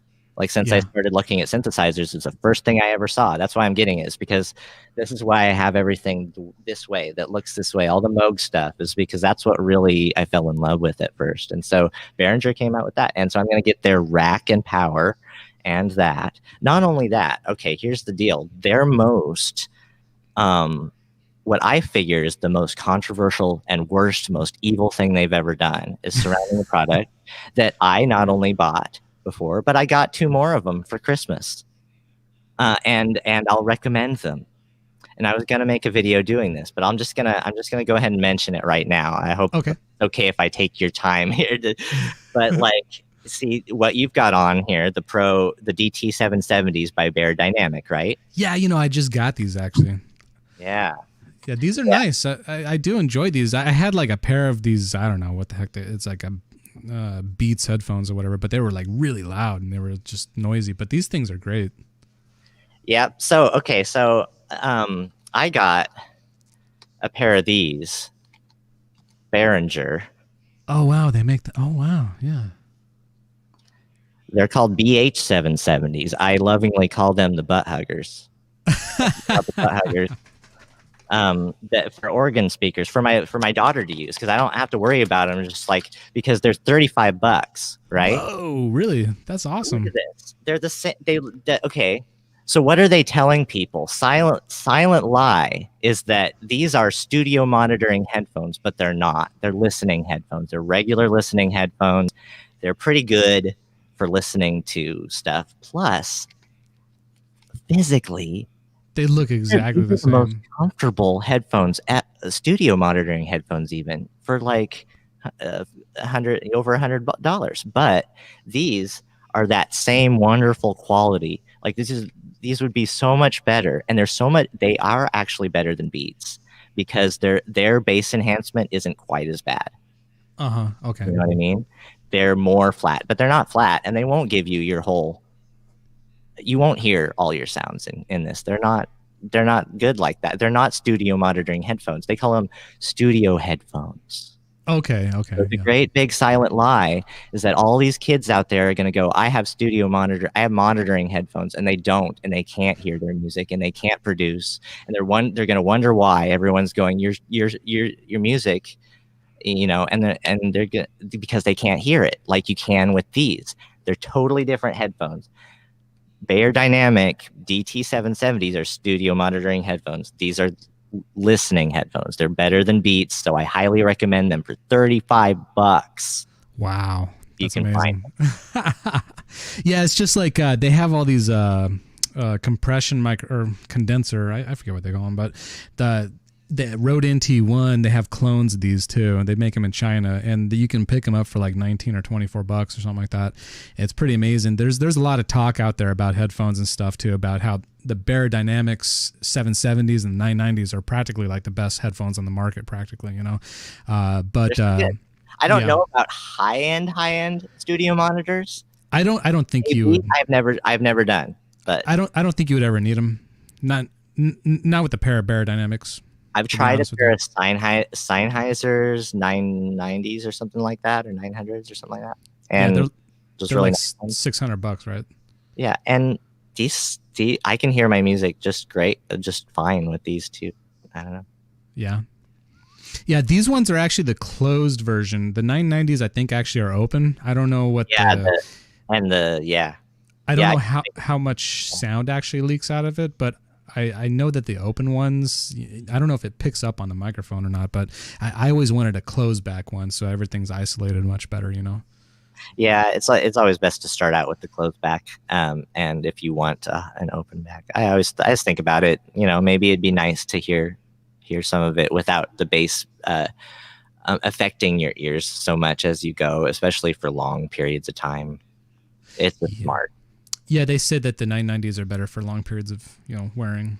These actually kind of get a little warm, I guess, from the specs, I think. Yeah, but man, I just wear these all the time. But you know what I had to do though? It's the same thing with the Behringers too. By the way, like they're so, I don't know if you felt like this, but they're so tight when you first get them. I had to go a lot, just like wrench on them. Now they're fine. I've had to like push on them a little bit to kind of get them like to set right. But what was I gonna say about it though? They do have like a break-in period too, I guess, to where the actual drivers in the headphones, they actually kind of gets better sounding after a while. So that's what I've heard. Mm-hmm. So the longer you keep them and the longer you use them, the more you wear them in, like they actually kind of like get better with the dynamics inside.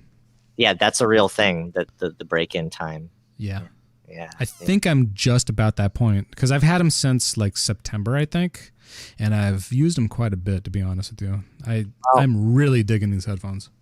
All I know is I wanted the most comfortable kind, and so that's why I ended up getting these. But I found out afterwards that the same that everybody says, and it's just that they are just so great. They just and before I got anything like this, that's what gets me about Behringer doing that, is that this is what changed the game for me. Like this is what started everything for me. I couldn't do anything without headphones that could really tell me more.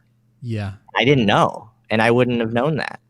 And every single person, they won't know until they get studio monitoring headphones or something like that. Something, you just won't know for sure. And I'm saying that as a tweaker, a sound designer. I'm a real sound designer. So maybe if you're making music, I don't know, maybe there's some tolerances, but when you really get down to the elements of your song and trying to mix, you just couldn't ever do it on just headphones, Yep. Right?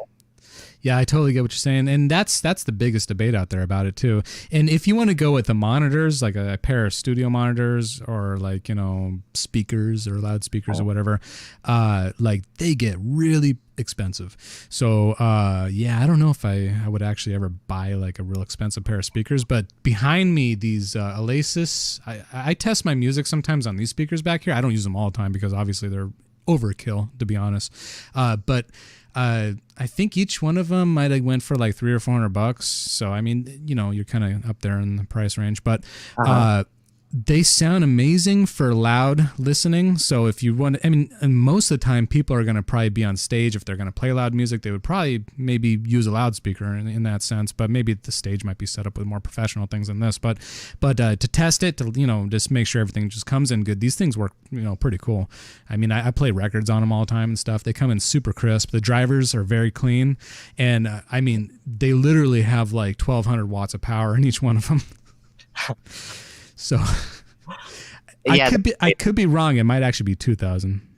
Yeah, no. See, that's not for like a home studio.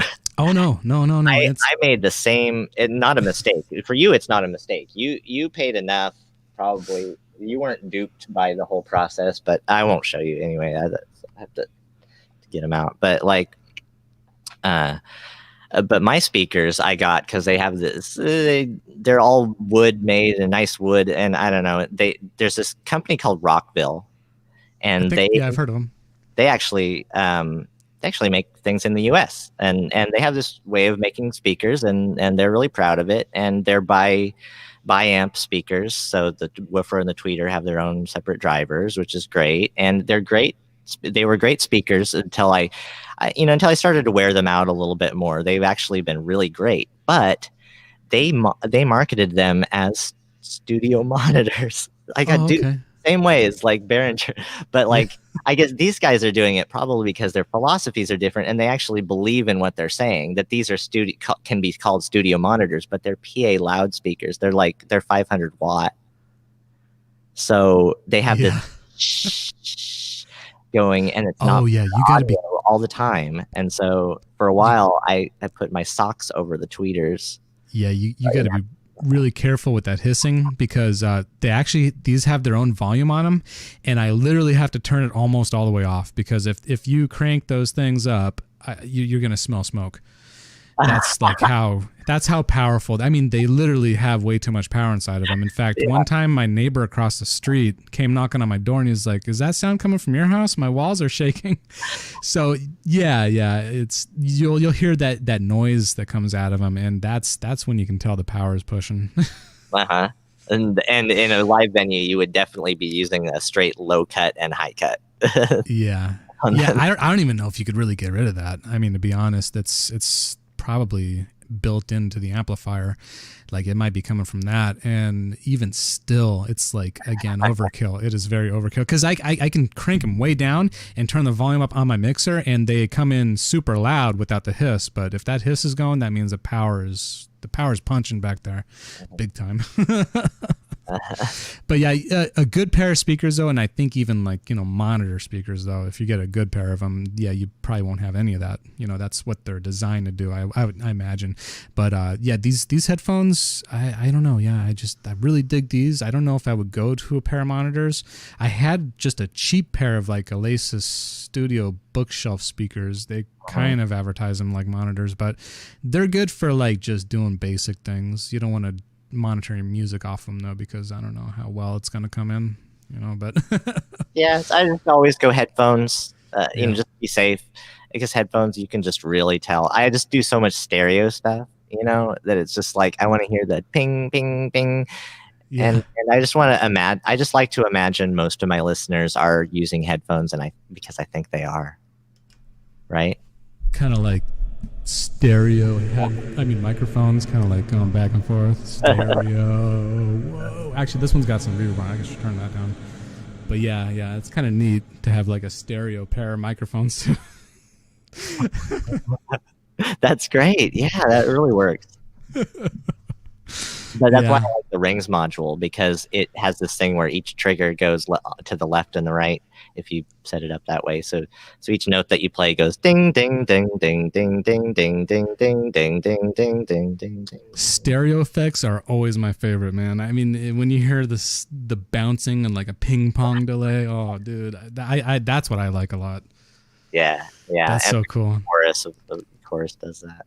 Yeah. So the rings, you can do that in the rings too. It bounces around. Yeah, that's the thing about the rings module, is it has two outs, and not necessarily for you don't have to use them as stereo that way, but that's what it's really good for, is because it'll send the first trigger out. It'll send each next trigger out to the back and forth. Cool. That's awesome.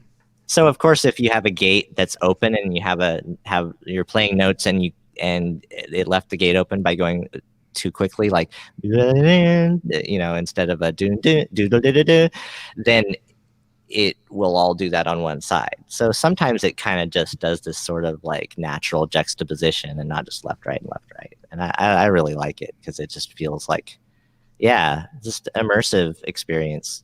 And that's why reverb is great.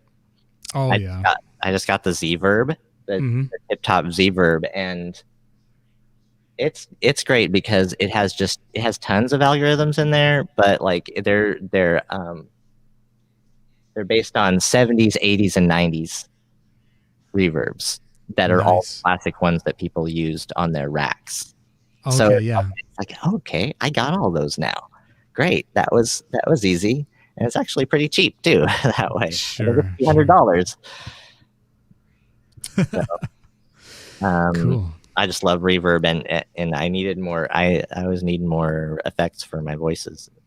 Yeah, voices are actually probably the coolest thing I like to do, like different effects on. I really dig that. Everything needs its own to really sculpt it right. plus you can like create like your own atmosphere, or like create like a story or something like that, and you just like you add the different layers of different effects and stuff, and it just, you could be somewhere completely different, you know, and just, I don't know, it's just fun, I guess. I don't know. Yeah, you got your regular reverbs, and then like I just realized that on this has a shimmer reverb. I just realized how shimmer is just, it just takes you to a different place. It's just so amazing. Yeah, it's almost like a synthesizer in its own. That shimmering, like it kind of has that drone effect in the back. Yeah, It's it just cool. it overwashes everything. It just kind of takes over, and you don't need anything else.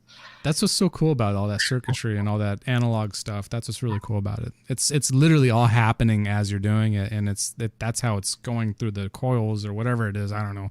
I'm not sure how they build them, but that's another thing. If I can build these things, man, that'd be cool. But a lot of those companies that are building, you know, like modules, I'm wondering how like they keep theirs is different from the other guys. Like you're saying, Behringer, and you know, maybe some of those companies might take someone's idea or something like that, but that's another one. Who knows? It's always happened in every part of the market in our world economies. But when it happens in the music production market, it's kind of interesting because there's creativity involved, and maybe some kind of like ownership over that idea of like, I don't know. Mixers is one thing. It's like a mixer's a mixer. It's a chord. It puts together, you know, signals and puts chords together into one.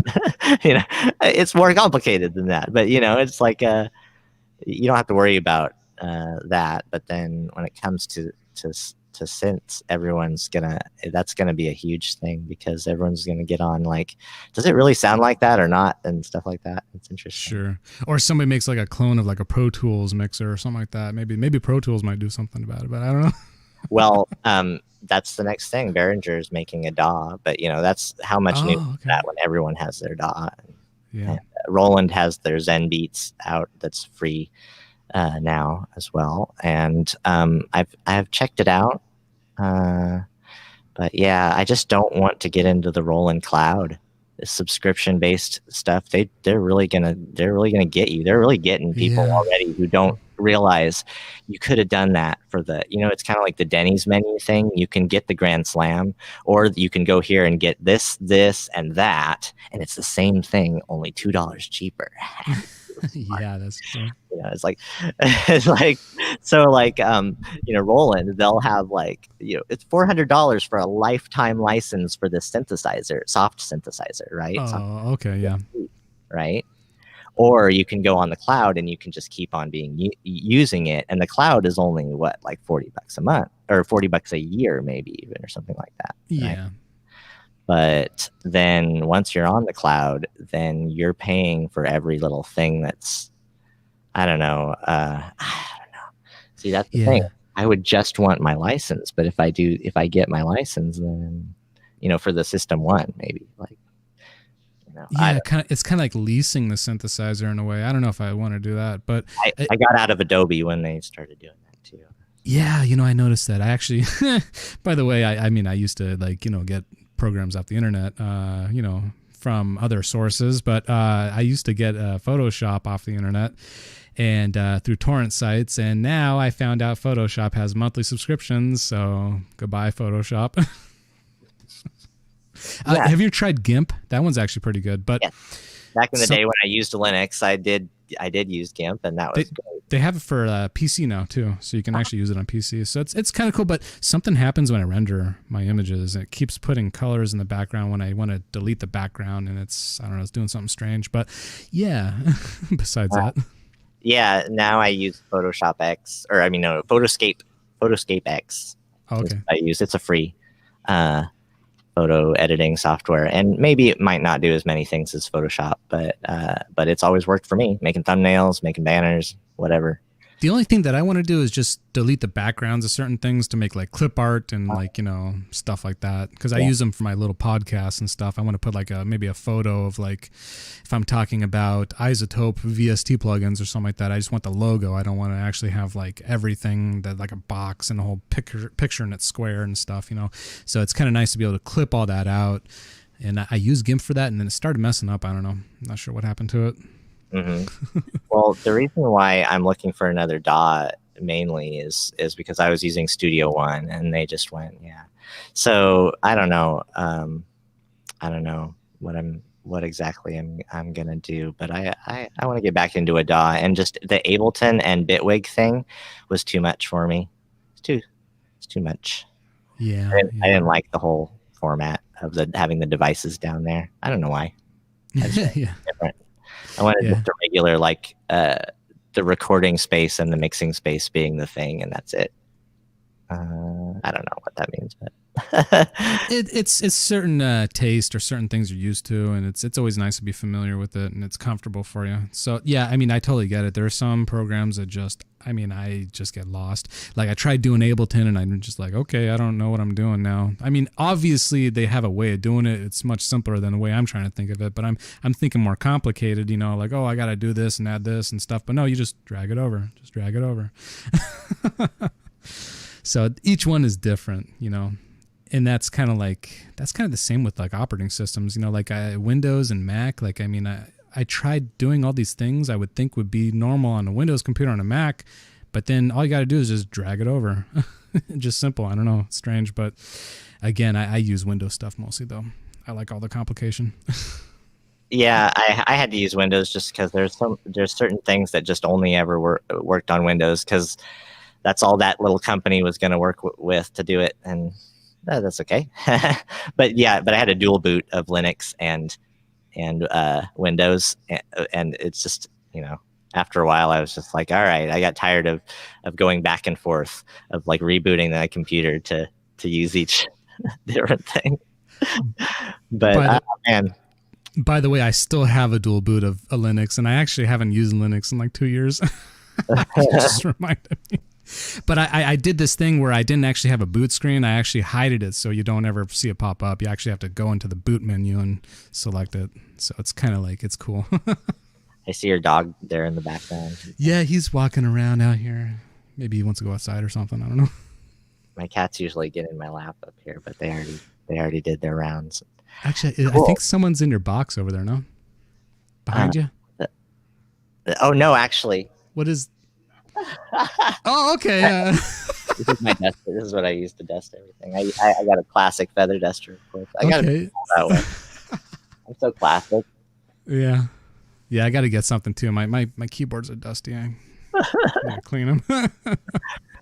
Well, I am so appreciative that you that you found it in your heart to send me a graphics card so I can keep on going with making Minecraft look good for my Minecraft channel. Yeah, no problem, man. No problem. I mean, I'm not using it, and you know, if you get some use out of it, that would be awesome. I really enjoy, you know, your shows and everything, so that would be honestly an honor, you know, that you can use it and get some use out of it. So I'm happy, you know. It's really cool. And I'm going to say especially to our guests here in the chat, that if you're interested on getting on a show, I'm going to actually be doing the Modulator Bay show more recently, or more frequently, I should say, more frequently, and AudiosErgeon will be a good guest on here always. But I've got up to 10 slots. I could have 10 people on here. We could be bantering here all together if you want. And so, let me know, hit me up, anybody, and put the word out. I would like to start having other guests on the show and get us all together more. Yeah, that'd be really cool, man. I mean, seriously, this will be really awesome. Seriously, I see some good things in the future for this Modulator Bay. Cool. Yeah, thanks. I don't know how long we've been going on here. I think we just hit 2 hours. Oh, yeah. Yeah, so let's call it good on that. I gotta go make dinner. Sure, definitely. Minecraft is super. Glory to glory to glory says, yes, it is. Yes, it Minecraft. It's a phenomenon. It'd be cool though. We should do like maybe like a show where we could be on Minecraft, and then like it would be like, hey, you know, let's make some stone blocks to build this house while we're jamming out to something. I don't know. Yeah, and I could put it on either one of my channels. That'd be awesome. Or just on Twitch, and then it'd be rebroadcast everywhere. Yeah. We got to do some crafting. Got to get more music production of our friends here who like Minecraft, of which are many, to come craft with us too. We'll That's get that true. together too. That'll be awesome. Hold on. I was gonna do something cool, and then I forgot there's no reverb. All right. We could just go out to like the sound of like whatever this is. I don't even know. Thank you so much, everybody, for showing up and for coming with us after the fact too. I hope everybody stays mellow. Take it easy. And stay creative, as AudiosErgeon would say. That's true. Stay creative. January, right? Yeah. Jam on. Jam on. All right, guys. It was